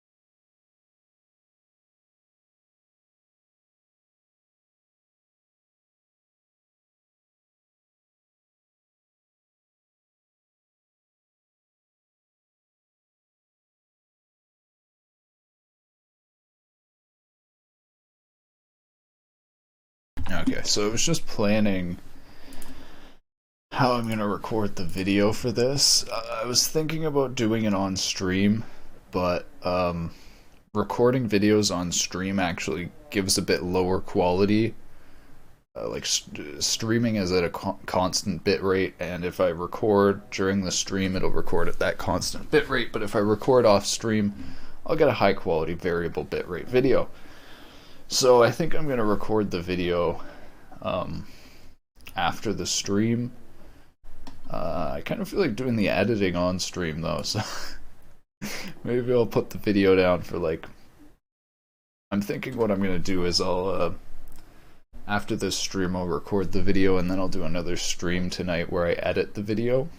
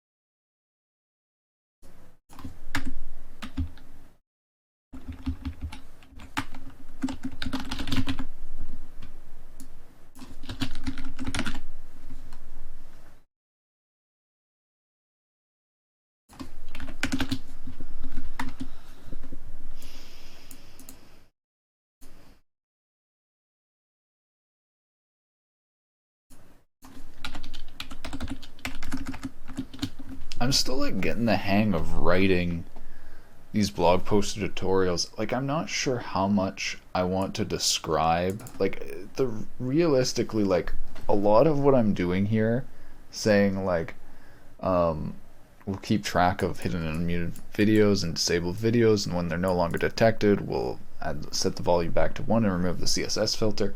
Realistically, that is all described through the code. Like I'm kind of repeating myself twice, but I feel like that's like the point of the blog or tutorial, is it's like giving the English description of this alongside the code description. So I think that's what I'm gonna go with for now, is doing both descriptions.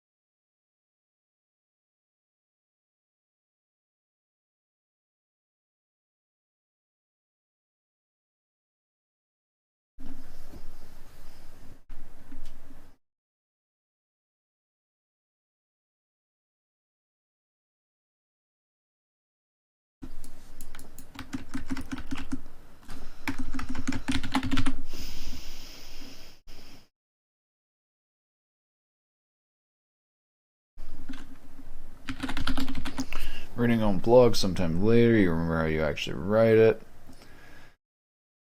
Would I follow creating GitHub repos page description? Yeah.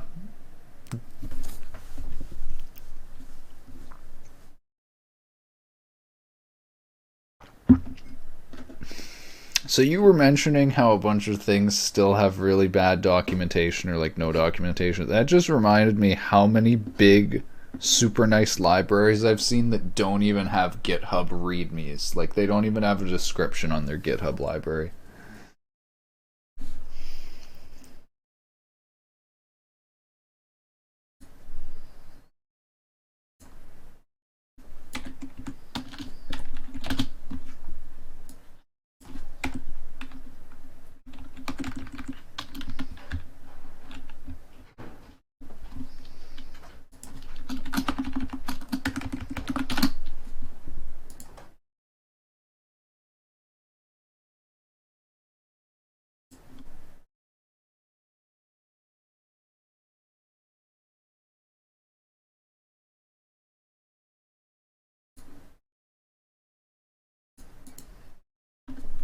Best GitHub repo is a single C code file with comments in it. It's, yeah. I gotta be honest, I do not give a shit about single file. Like, single file is the notorious programmer joke of like, oh, look at how bad that code is. It's a giant amount of code in a single file. I do not mind going through a single file of code. Like, you can have really well documented like single files. And there's actually tons of C libraries that are just like that, that have like paragraphs and paragraphs of comments talking about the structures and things.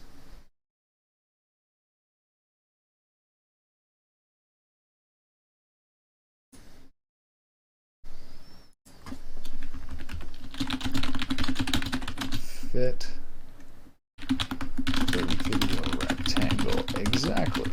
So we need to find the video rectangle. To use query selector again. Find the video overlay and get its bounding rectangle.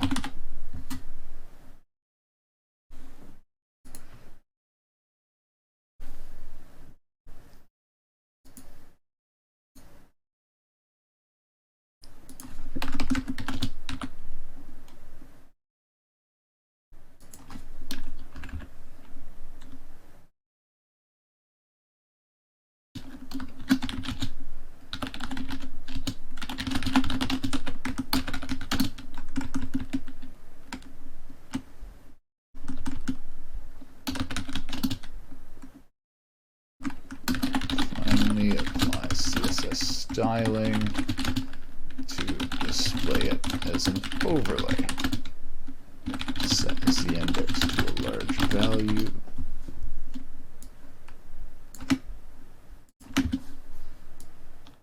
Absolute, and the left, right, width, height to the bounding rectangle from our video overlay.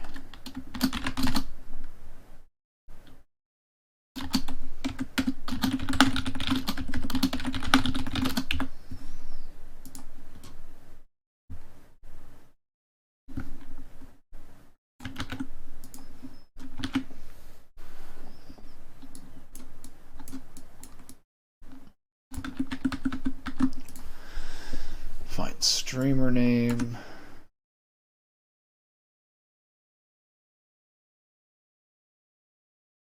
Find video display rect. I'm gonna not include this stuff like full screen support, because that's kind of like extra stuff. Years ago I found Vulkan tutorial repo from Google Dev that has no dependencies there. Every line commented and explained, helped me understand and learn Vulkan more than everything else. And let me guess, that page from the Google Dev was on like the 10th page of Google. There's just C code with Vulkan API calls, that's all. Rust also can be good in that case because it don't use million external libs and framework. Rust code usually do all functionality in that code. Yeah.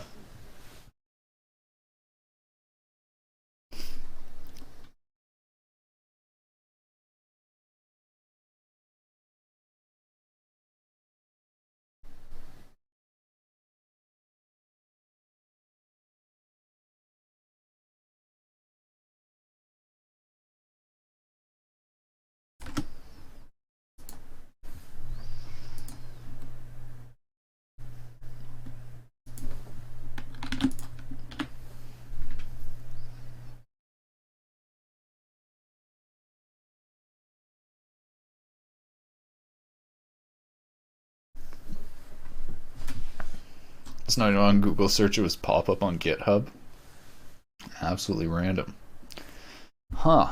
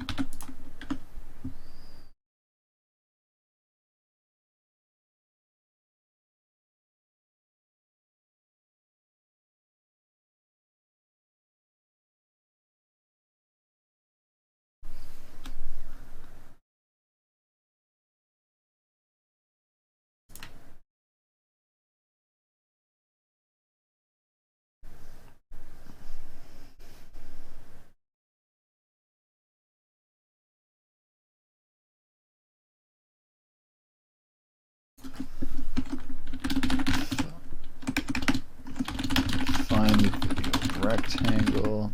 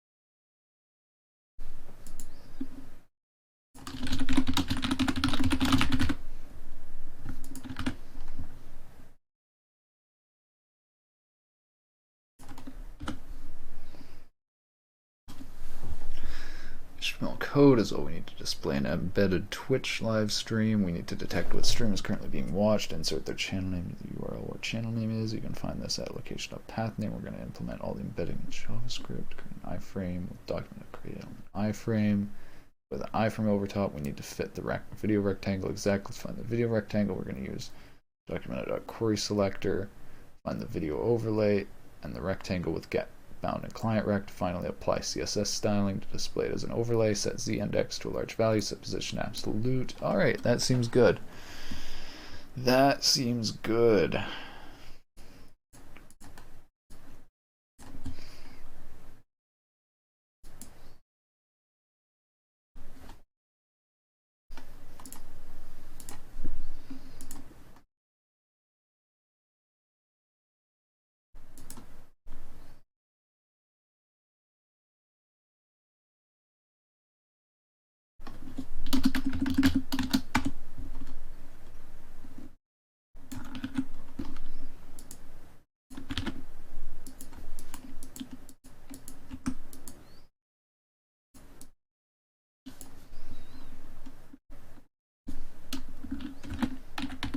I don't know what to call the final code. I don't know.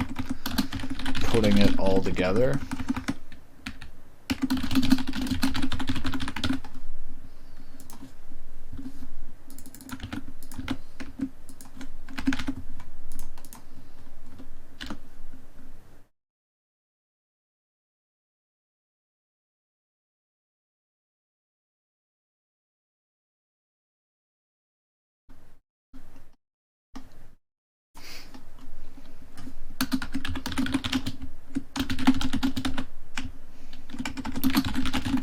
You can see the final code I came up with. It includes some extra stuff like preventing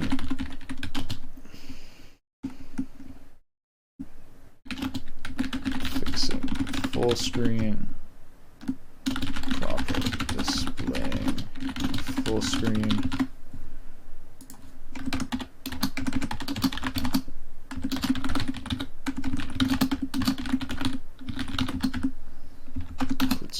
Stuff like properly displaying discussed here, properly displaying full screen. Is there what else did I do?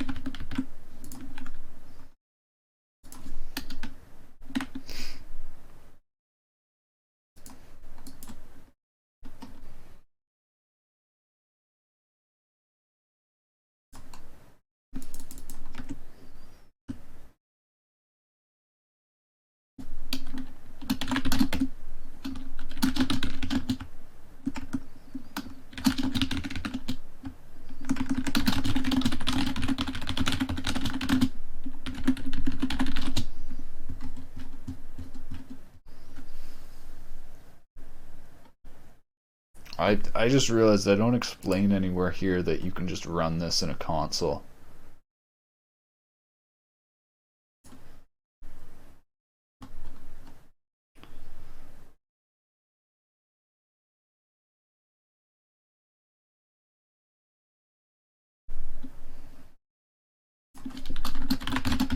To test our JavaScript code, you can simply paste the above code into the console.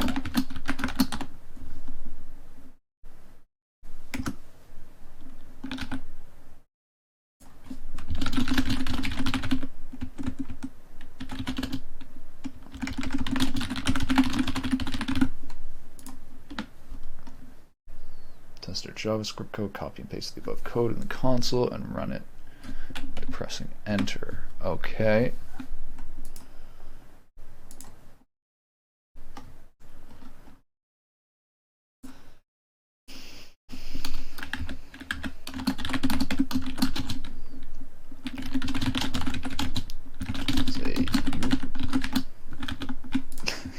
Just almost deleted the whole thing by doing Control A.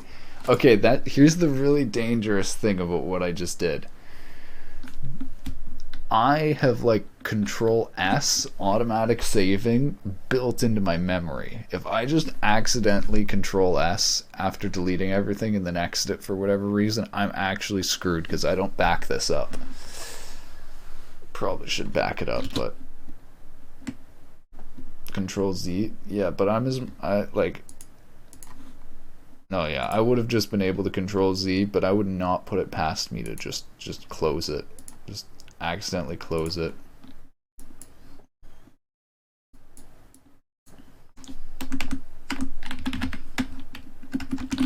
To run the JavaScript automatically as a uBlock origin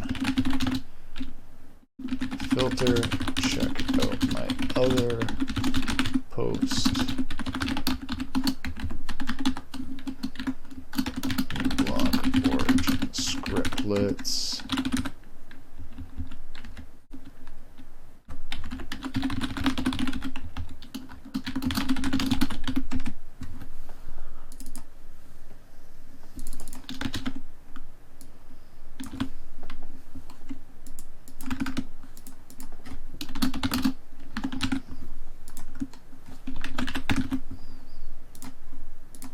Not that big of a blog post, but I think it's pretty good.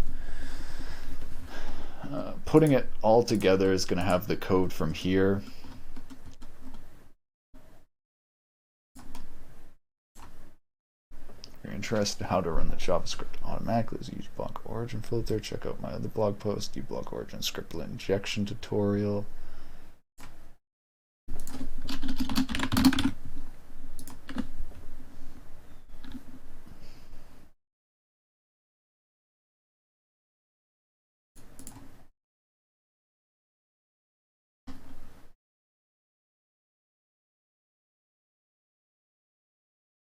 All right.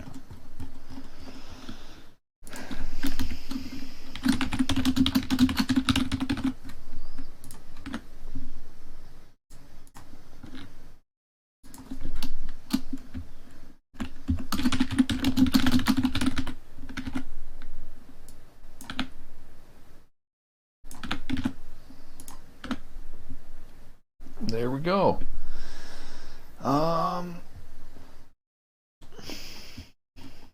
Yeah, I just gotta fancy this stuff up and then like convert this to have proper syntax highlighting, and then I'm all good.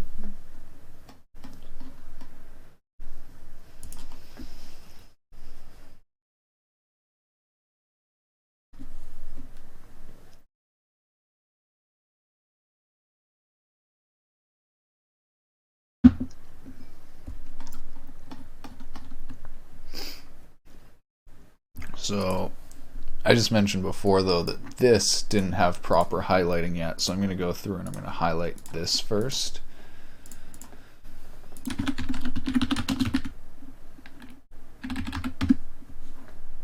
And this is what I've been using for my highlighting, because I actually went through a whole bunch of sites and I found this one as the absolute best.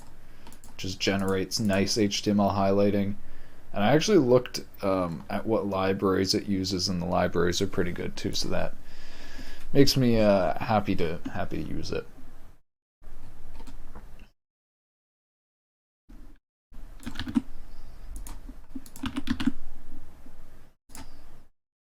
I just can't remember if it was like Monokai or what. I think Monokai is what I've been using.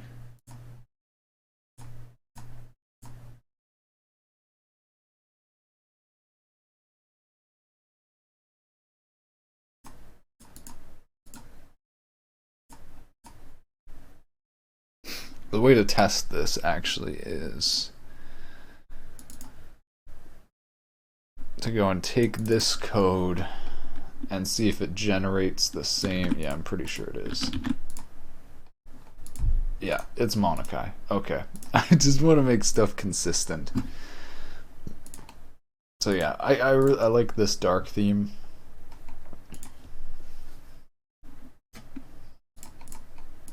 So then what I do is I run it through here, take the generated HTML code, and then I actually wrap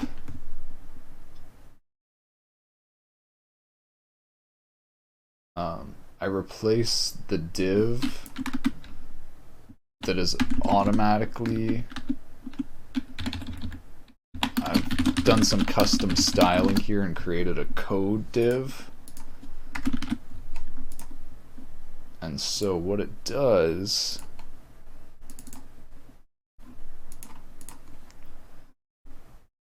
I just opened the wrong one.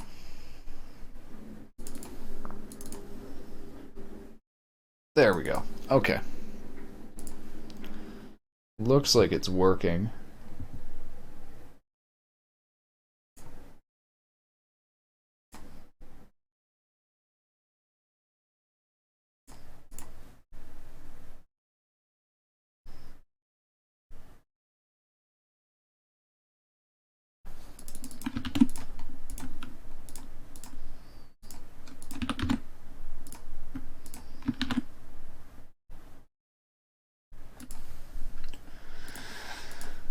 Wait.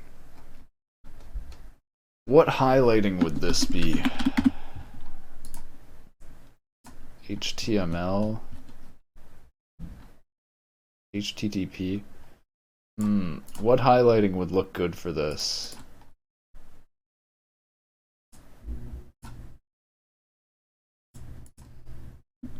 I guess just HTTP.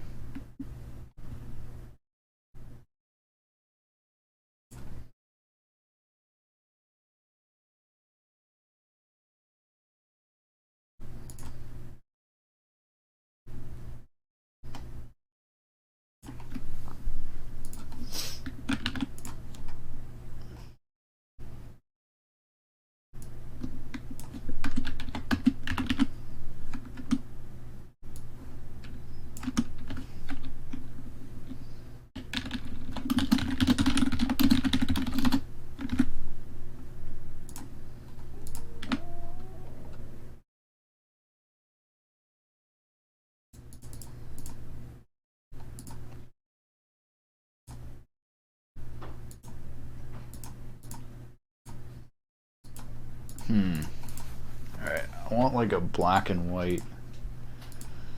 That's not good. I'm looking for black and white, but their black and white is still like dark. Okay, that's good. I like that.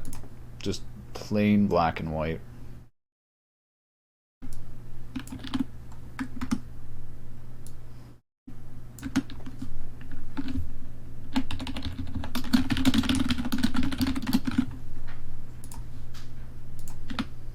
Nice. Okay. I am happy with that. All right, I'm gonna get up and stretch, get some water, and then yeah, and then I'll polish this and go and convert these to syntax highlighted HTML.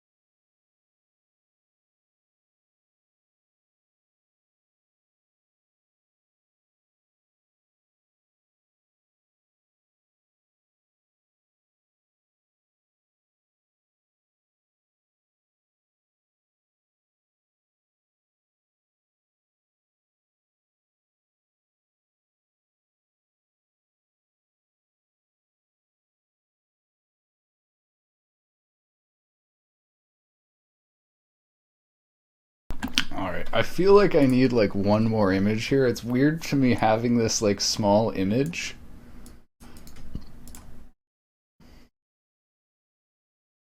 Like, I feel like I should probably put another image of like,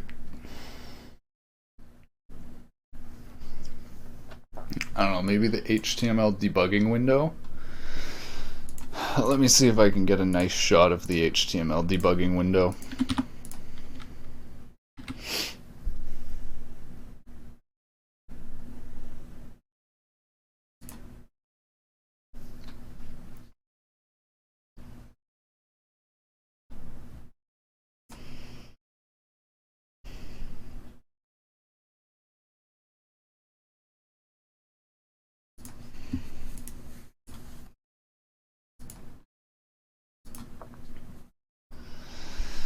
Once again, whenever I want ads, I'm not getting ads. It's absolutely classic.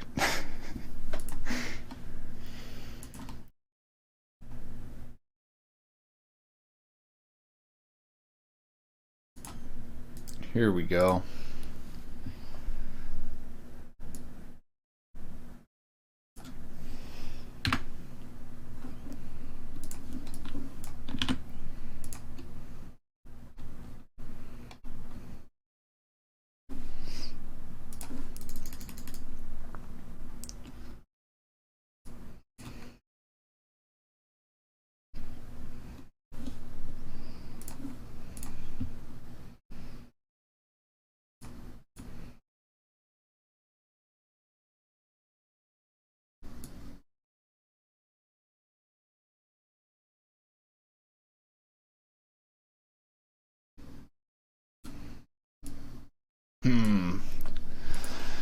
Feel like that might be too confusing.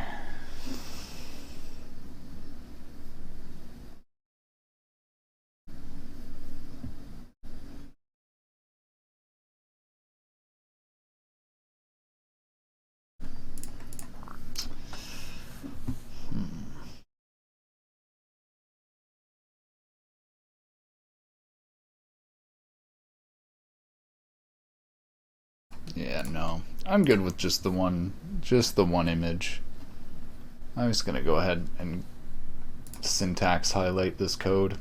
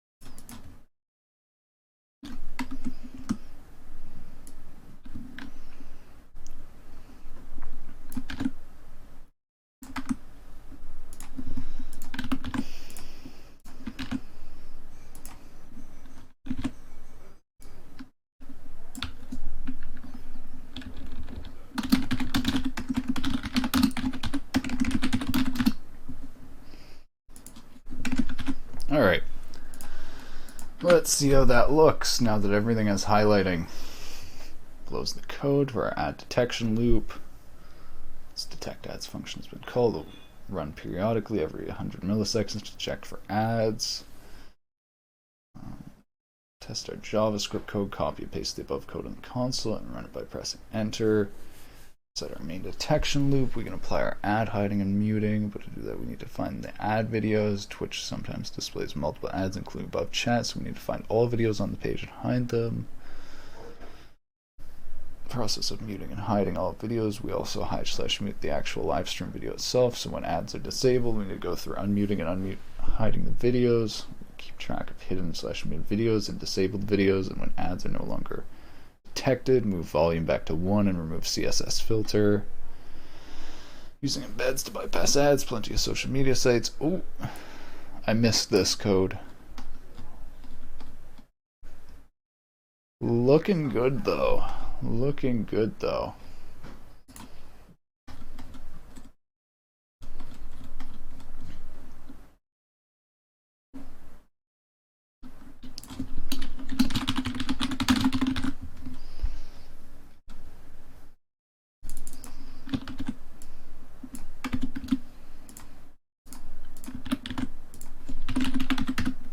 Yep, I'm back.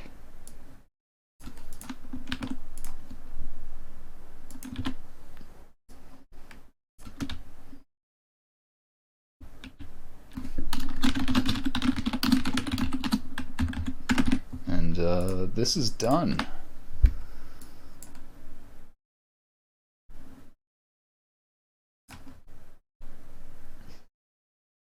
Woohoo! We got syntax highlighting.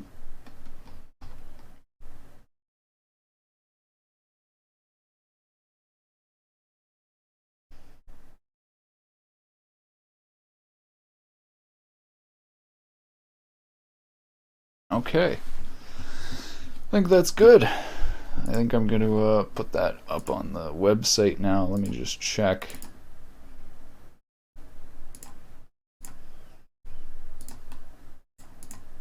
Oh, I'm going to need to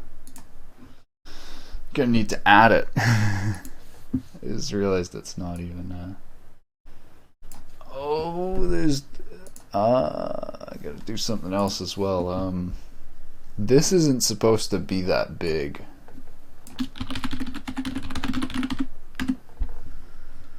It's supposed to be like that size.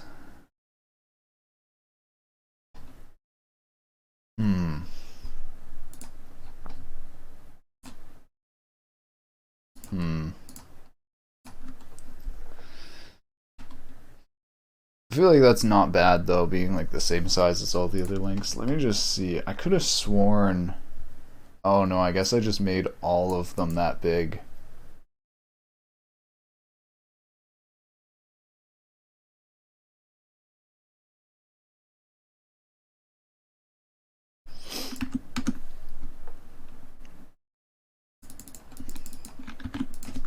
If I do this...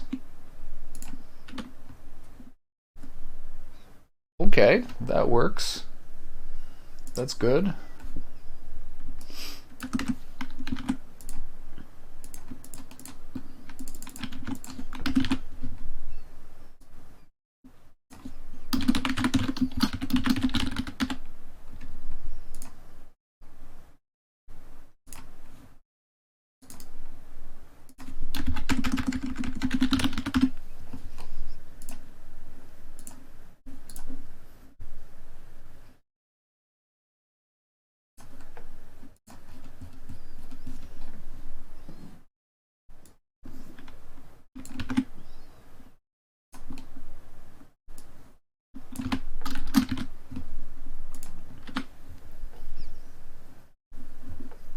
All right. Let's publish this.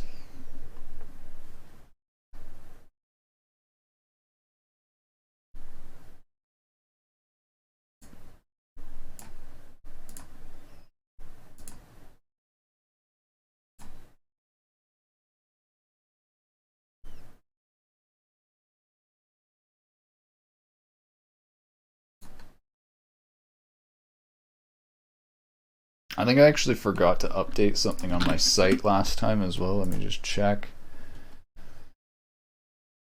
No, okay, everything's good.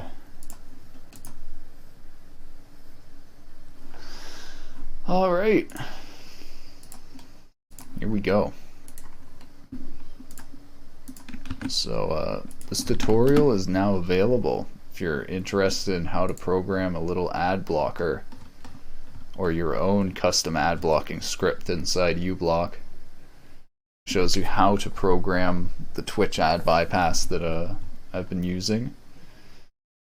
It also says how to use the bypass, which I mean is kind of key. I'm going to make a video though, which I think is way easier for a lot of people, just showing like in 30 seconds where to click and what to install. And honestly, actually, I think what might even be more useful, I just posted the wrong link. Oops. That uBlock Origin scriptlets, I feel like that is more generally useful. It basically shows how to use uBlock Origin as sort of like Tamper Monkey, where you can just run whatever scripts you want, ad blockers or whatever, by adding the scripts to your My Filters.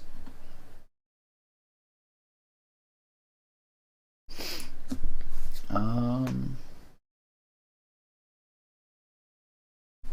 I'm just thinking like, I think that's pretty much finished. Whenever I do stuff like this, I'm like, what do I need to polish? Like, what can be improved? I think I'm pretty good. I think it's fine.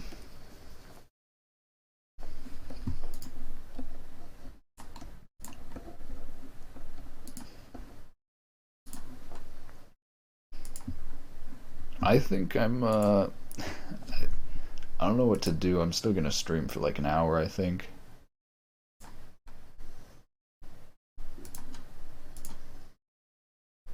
Maybe we'll make some music. I've been messing around with beats and LMMS again.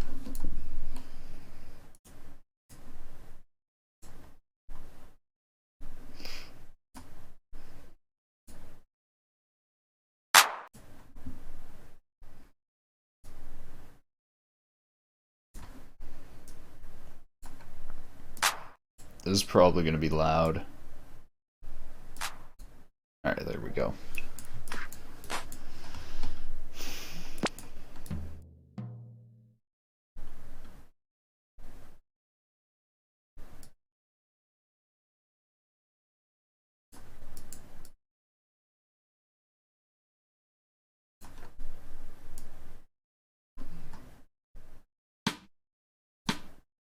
Blog post actually short? Nice.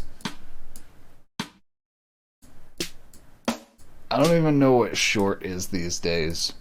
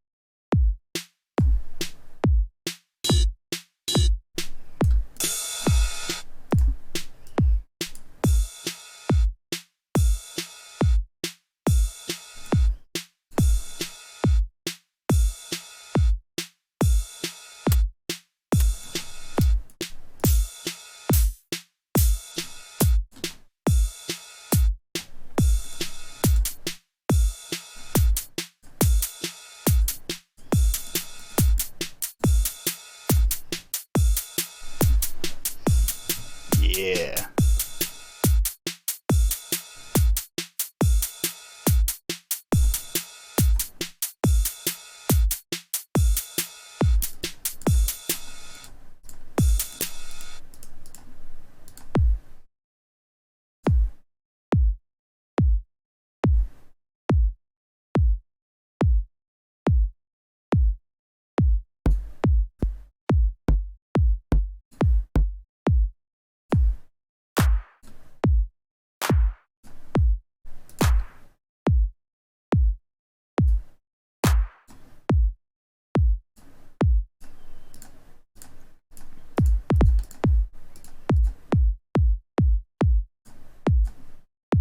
I don't know if I like the way this kick sounds.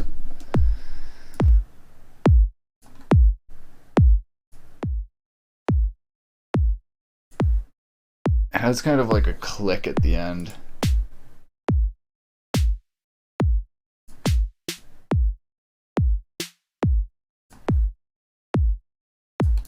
Whatever. I'll go with it to start.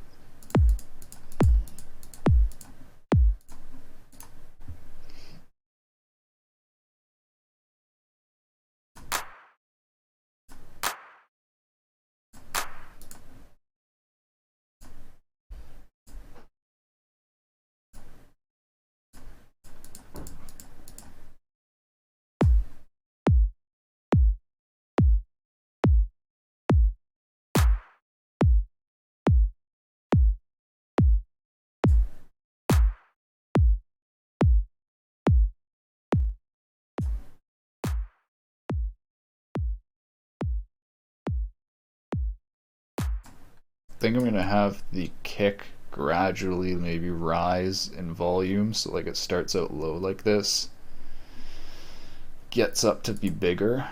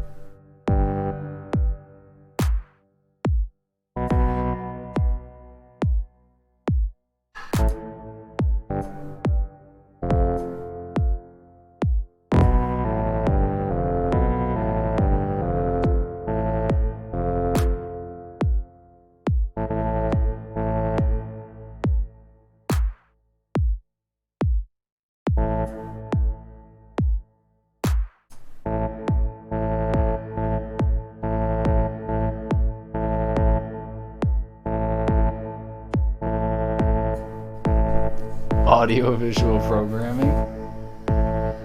Yeah, I guess this actually is programming. I wonder if some of these things are like Turing machines. Like the way, like this stuff is actually so advanced. Like these connect to controller things. These controllers can be other sound effects, and I actually think that you could link these together in a Turing machine. Like it would be super convoluted, but the possibilities are.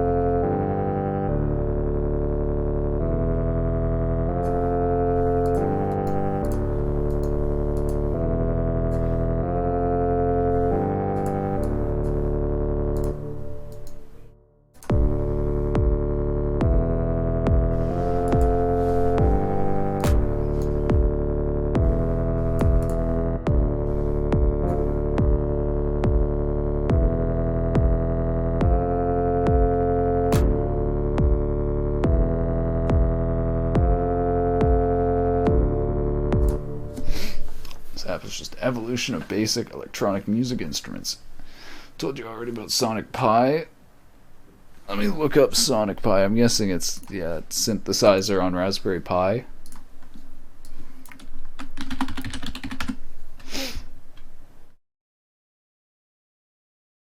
Live coding environment based on Ruby.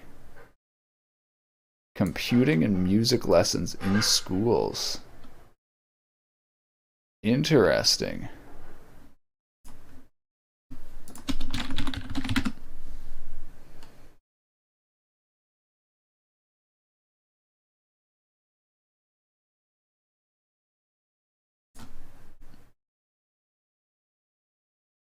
The Reddit's pretty dead.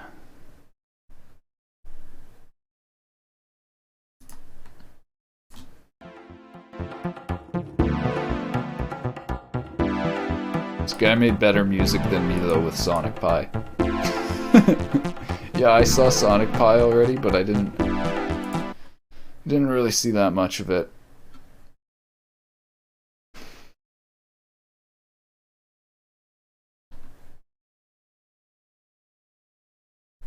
Interesting.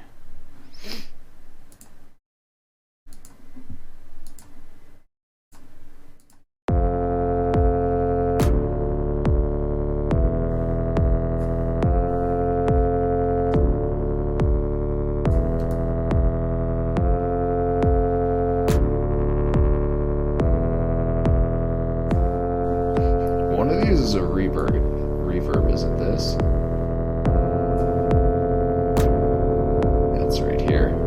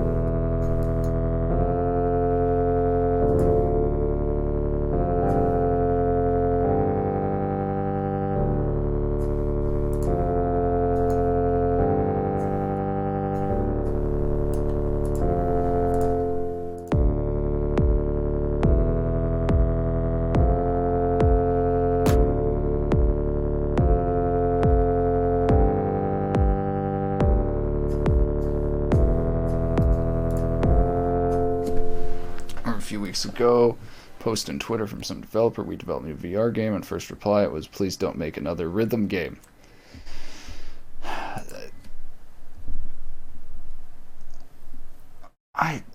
That actually makes me think, how popular, so I've seen so many of these Beat Saber type clones called like Beat Shield and stuff like, I think Beat Shield's a pretty popular one. I've never tried any of them, and I've never seen them kick off like Beat Saber does, so like, are there actually way too many rhythm? I don't even look at VR. Man, I just realized VR is pretty dead. Like, I'm going to be real here. What has happened in the VR world since Half-Life Alyx came out a year ago?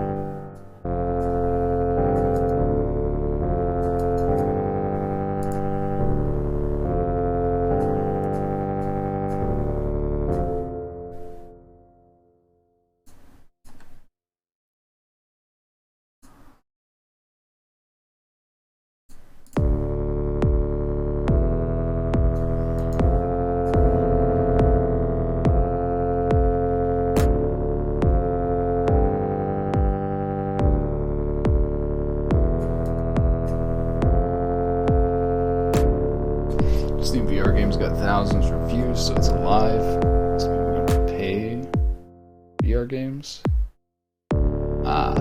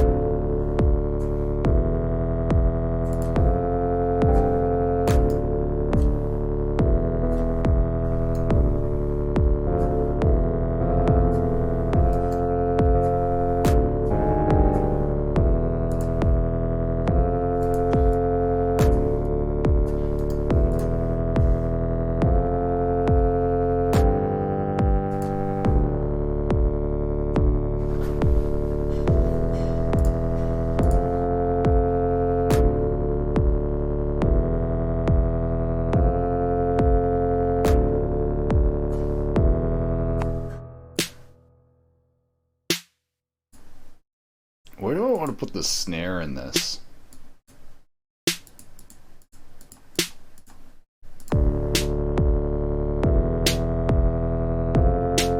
It's actually not bad.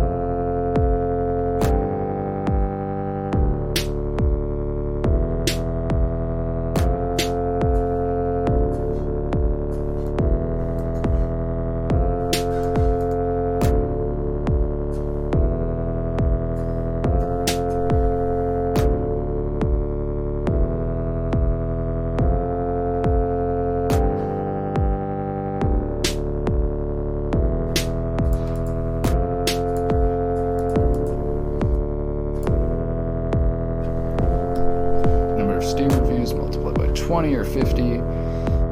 Number of games that sell on Steam very close to VR games make millions of dollars from Steam based on this formula. I don't see. I'm talking about actual like fun VR stuff though. Like I don't know. As far as I'm aware, most of the stuff is actually like Pavlov VR. As far as I'm aware, the lobbies are more empty than they were a year ago. I don't know, maybe people are moving on to different games. That's what it is, but like yeah, as far as I'm aware, Pavlov is like the best FPS for VR. I don't know.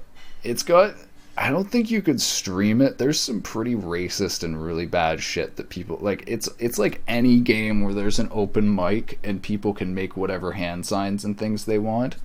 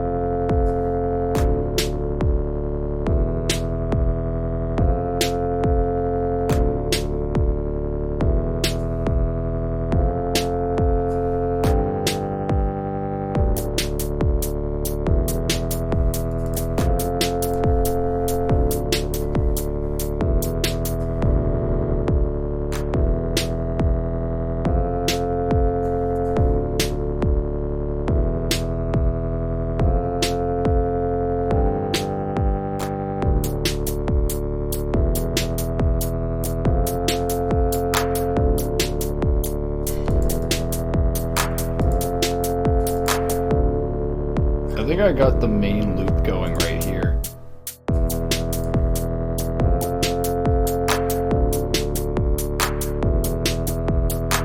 I kind of wanted to do more with synths for this, but that's difficult and I don't want to spend a lot of time on this. I'm just kind of messing around.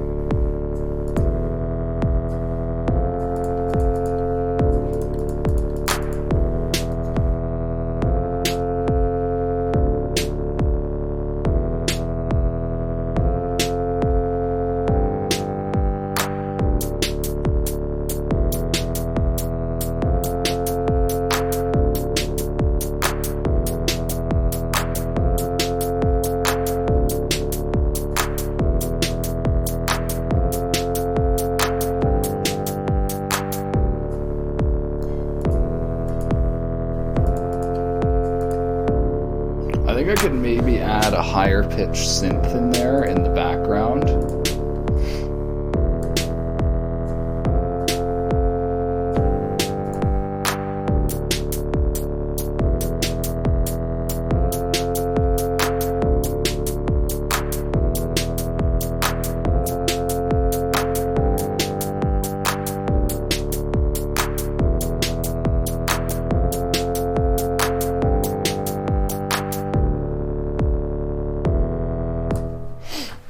Sun Nostos game, first VR open world MMORPG, closed last week. Game got very bad reviews. It was way too. Yeah, the other I've followed, honestly, MMORPGs were actually one of the things I was one of those like Sword Art Online fanboys who was like, oh yeah, VR, we could finally get like Sword Art Online. We can, man, all what it has made me. I think I probably have a special point of view on this because I'm a developer. But like I looked at a bunch of the MMORPGs. Like Orbis is the really popular one that came out before. It's not open world, I don't believe. I believe it's instanced, but it is an MMORPG. A bunch of people were like, "Oh, this isn't it. This isn't the MMORPG we've all been looking for." And I was like, looked at it, and I'm like, "Damn, they did a really good job, though." But it really shows that like developers can do nearly everything right for VR, and like the fact is, you're not going to get around the fact that we're basically taping a screen onto people's heads and having them hold little plastic sticks. Like it doesn't. When people want to do like an MMORPG in VR, they think of doing like everything. They think of doing like, oh, you like hold some food over the fire and like rotate it and all that. Like everything is interactive. That sucks. Like when you actually do that, like that's what I found in Minecraft. Like Vivecraft, the Minecraft mod, it makes it so like everything you do by like holding out your hands and things. And you think at the beginning, oh, that sounds awesome. That's super immersive. It sucks. It sucks. It's so tiring. Like maybe it's because I played MMORPGs and stuff on a computer first, but going to VR where things just take way longer to do the same thing, it's yeah. It's about game design, not too much management, not too, but that's the thing. Like MMORPGs are generally the most complex, most like there's so many things you generally deal with when you have an online society like that, where like you get so much emergent gameplay of people like trading with each other and stuff. You need to have nice ways to manage these complex systems. Like to give you an example, guilds seem like an amazing thing in VR. What it ends up being in reality when you take a guild, like you basically get this menu that you open up in VR and you see all your friends, whereas like what you picture in your head is a giant guild hall where you see everyone and like played Wii games like Wii Sports and it was so good, everything was very well balanced for player effective gameplay. I don't know how to say it. Wii Sports is interesting because there's like there's some games in it like bowling I think are actually like they're pretty good in the sense that like it's actually very much the same thing as actual bowling just without weight attached. But there were ones like tennis and boxing that were so janky and you could find ways to like bug them out. Like did you ever verse people in boxing and like there's like a thing you could do where you do like tiny little punches in Wii Sports boxing, and it's almost like cheating. I don't know, it just like bugs out the hit registration. Sign is one of the future possessions that need much more programmer. I think like it's moving the other way. Everyone's trying to do like Unreal Engine blueprints and all this stuff that doesn't need programming.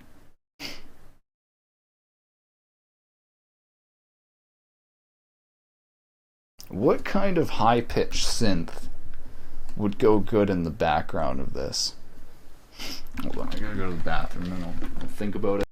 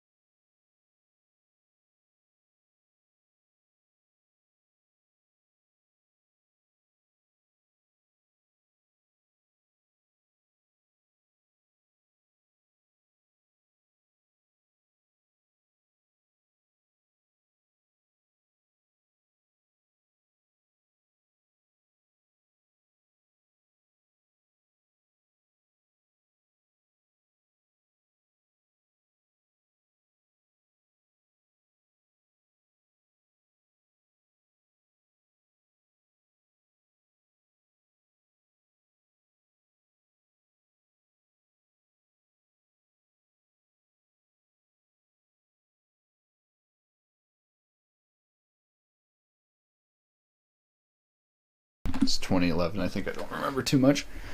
I kind of agree with you though. I really like Wii Sports, and I kind of agree with that aspect. Is that someone like Nintendo needs to pick up VR because they'll make some. Like I think Rec Room actually might be the closest equivalent to that.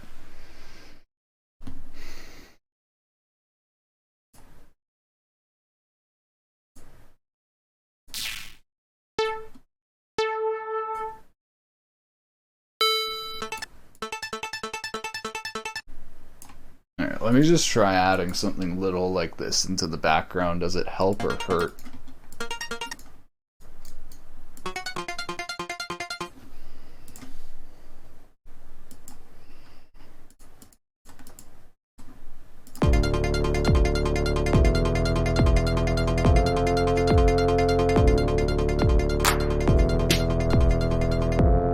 Uh,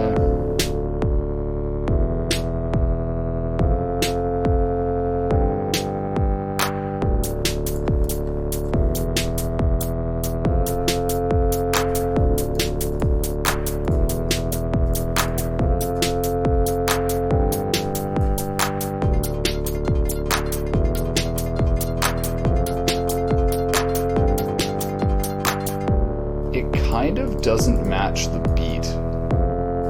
I don't know what's happening there, but it kind of seems like, or we can believe in Musk that chip technology connect to nerves and brain. Yeah, I do not trust that at all. I think, yeah, I do not believe in Neuralink.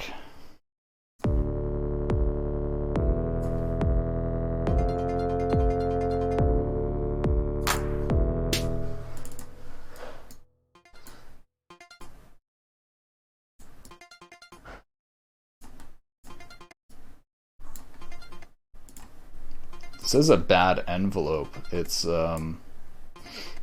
that's weird. It has kind of a click.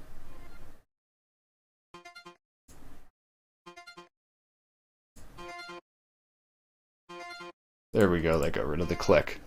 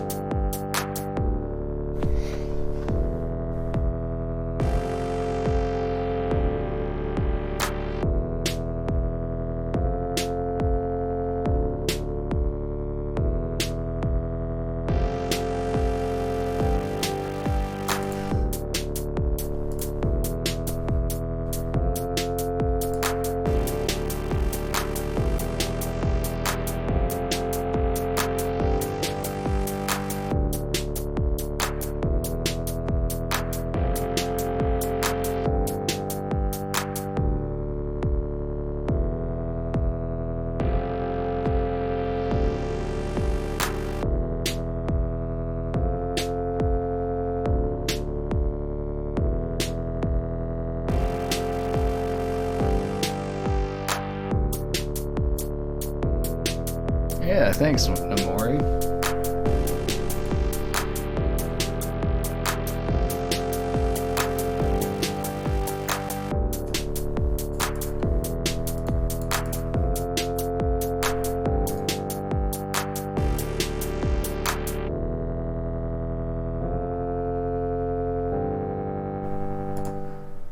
I gotta do a section now where it like doesn't play anything.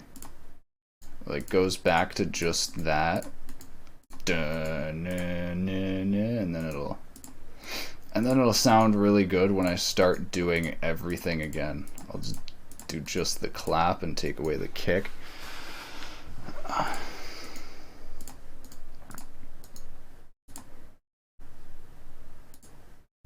And then we start it all up again.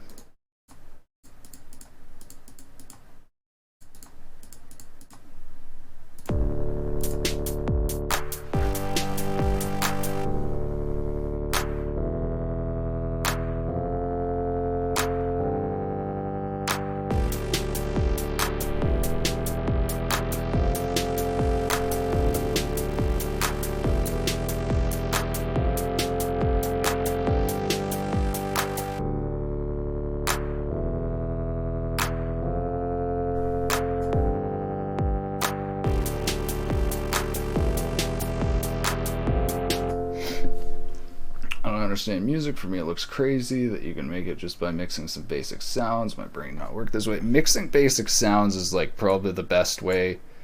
This is one of the things that is like I think makes it so hard, and also is like a technique while also being really difficult. But like you get sounds like this snare drum playing, and like it can sound pretty good on its own, but you can make it sound way better just by filtering it and doing like math and stuff on it. And that's the really hard part, is that if you want, you could spend like 2 hours just adding like equalizers and filters here just to try to get the best sounding snare that you could get. But yeah, that's the crazy thing to me about music, is it's like I don't think there's perfect music. It's fucking crazy how complicated it can get. The way I explain the music to people is like you like some other music like techno and then you try to recreate that in here, but the odds of you recreating a song exactly is super low. So you end up creating something that's like different, and sometimes it might even be better than the original thing you were trying to make, but like that's the whole learning process.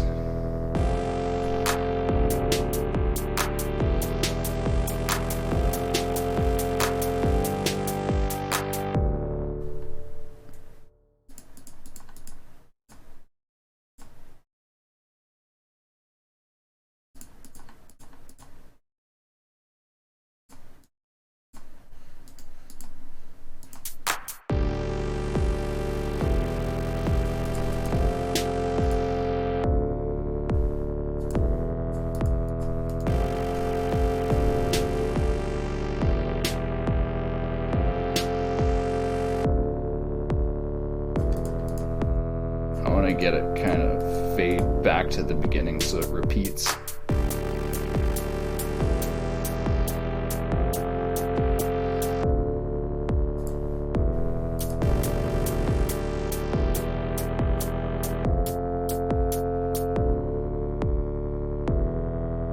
Alright, not bad.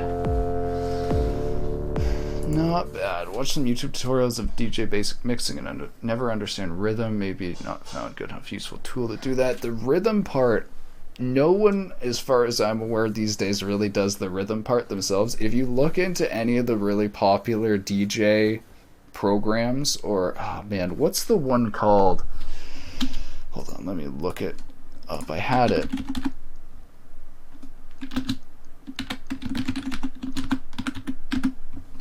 There's like a famous looping VST that like everyone uses.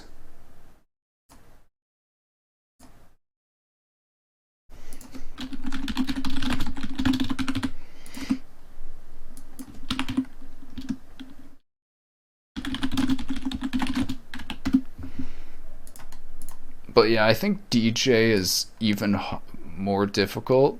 Um,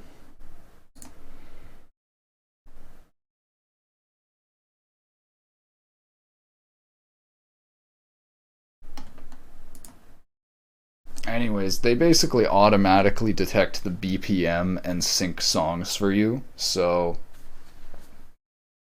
I think live production, what like Mark Rebellier and there's like a few people that do live looping performances now. Who was the original guy?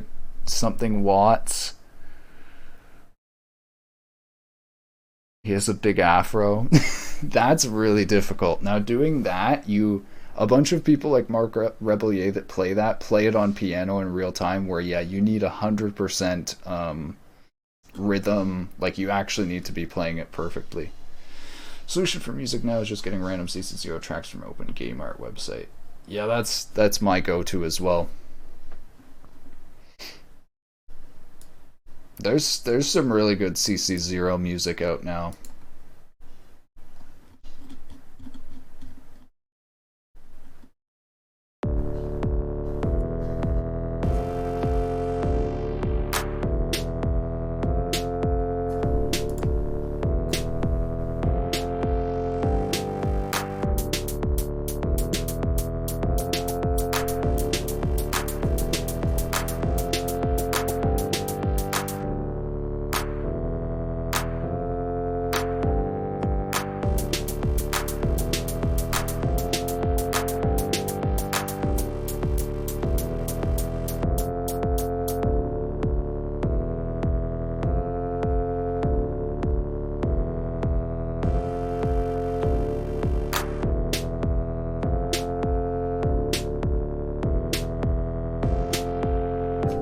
It actually sounds better at lower BPM, I think.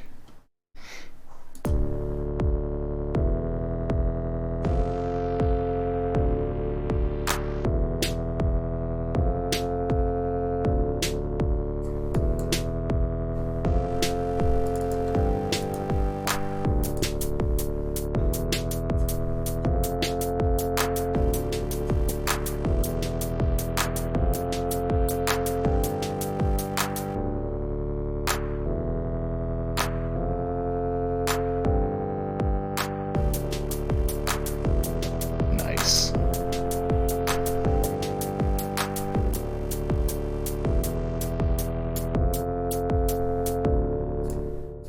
I think 140 BPM is still best for that. How does this sound when it's slow? I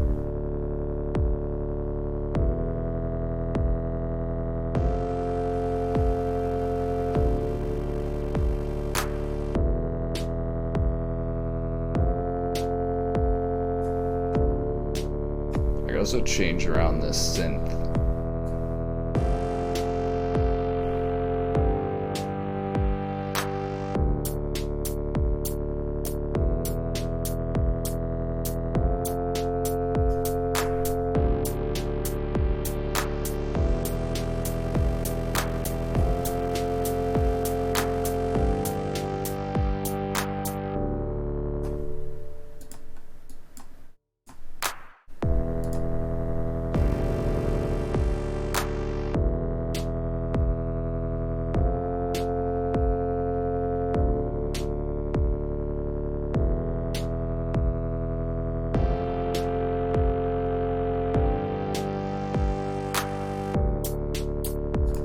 Alright, I'm pretty happy with that. Actually, like find you said you don't know how to do that. I honestly don't really know either. I just keep making these little shitty songs over and over again and they sound better every time. You could really make a YouTube video of it, like live audio program or something. It sounds really good. Thank you.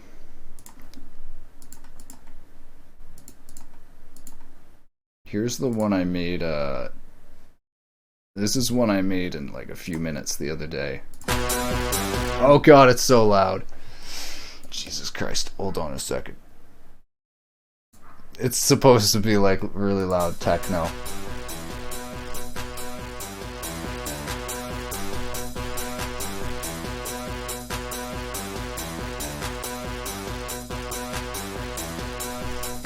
It's really repetitive, but this one I totally like this I totally found if I extended this could be like background music for like a little arcade game. So that's yeah. Man, making music for games is such an interesting thing too cuz like when I do this I just try to make techno that actually like I don't know, techno is what I mostly listen to, so I feel like it's natural for me to just go and try to make what I listen to most. But when you're making game like listen to some of the soundtracks in games. Like it has some of the weirdest noises. Like if you listen to a World of Warcraft soundtrack, it'll have like a flute just going all over the place. And like I actually think that making game soundtracks might actually be easier than doing techno. But there's no good flute synths. That's the thing. That's the issue.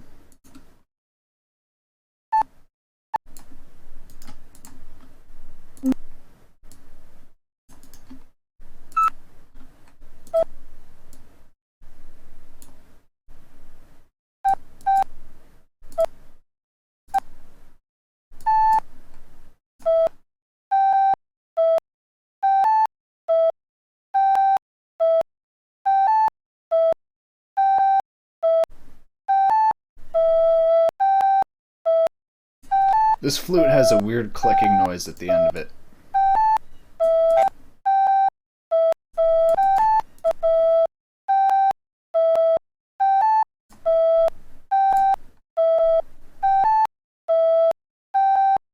Oh, it's because it has no envelope. There we go.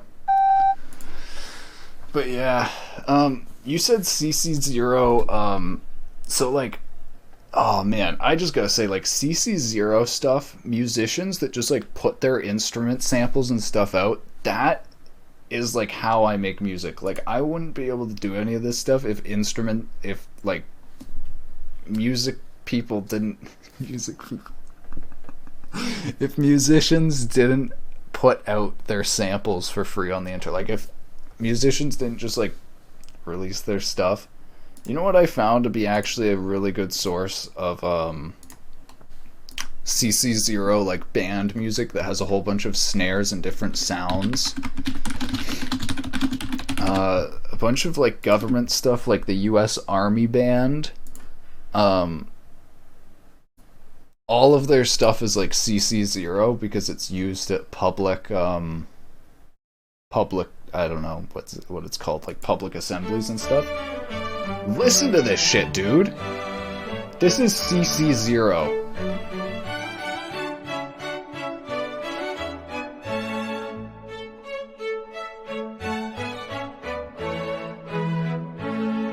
When Britain first at man's command arose from out. And like, dude, like that is so good for a game. Like if you actually want a bugle call for a game where you have army, like you have army. Man, my English is just breaking as this stream goes on.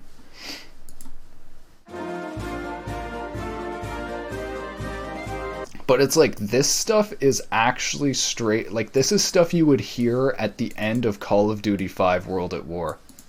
It's actually so good. Because it's real.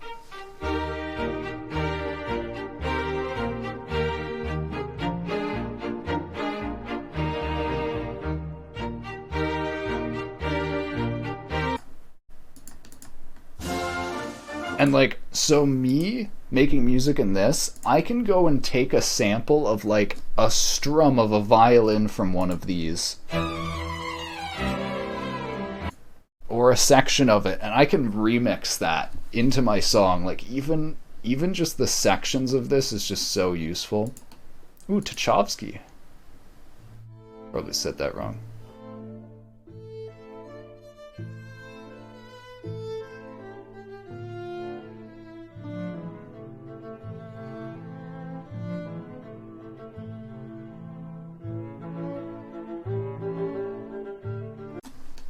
Good shit. Alright. I guess this will be my end of stream music now. Thank you for watching. Hope you enjoyed my first stream in a while. I kind of forgot how to stream. I had to reset up OBS and a bunch of stuff today to do this, but be ready to just do another stream. I might stream again tonight editing the video for that uBlock Origin tutorial, but I don't know. We'll see. We'll see. Anyways, thank you for watching. I'll see you around.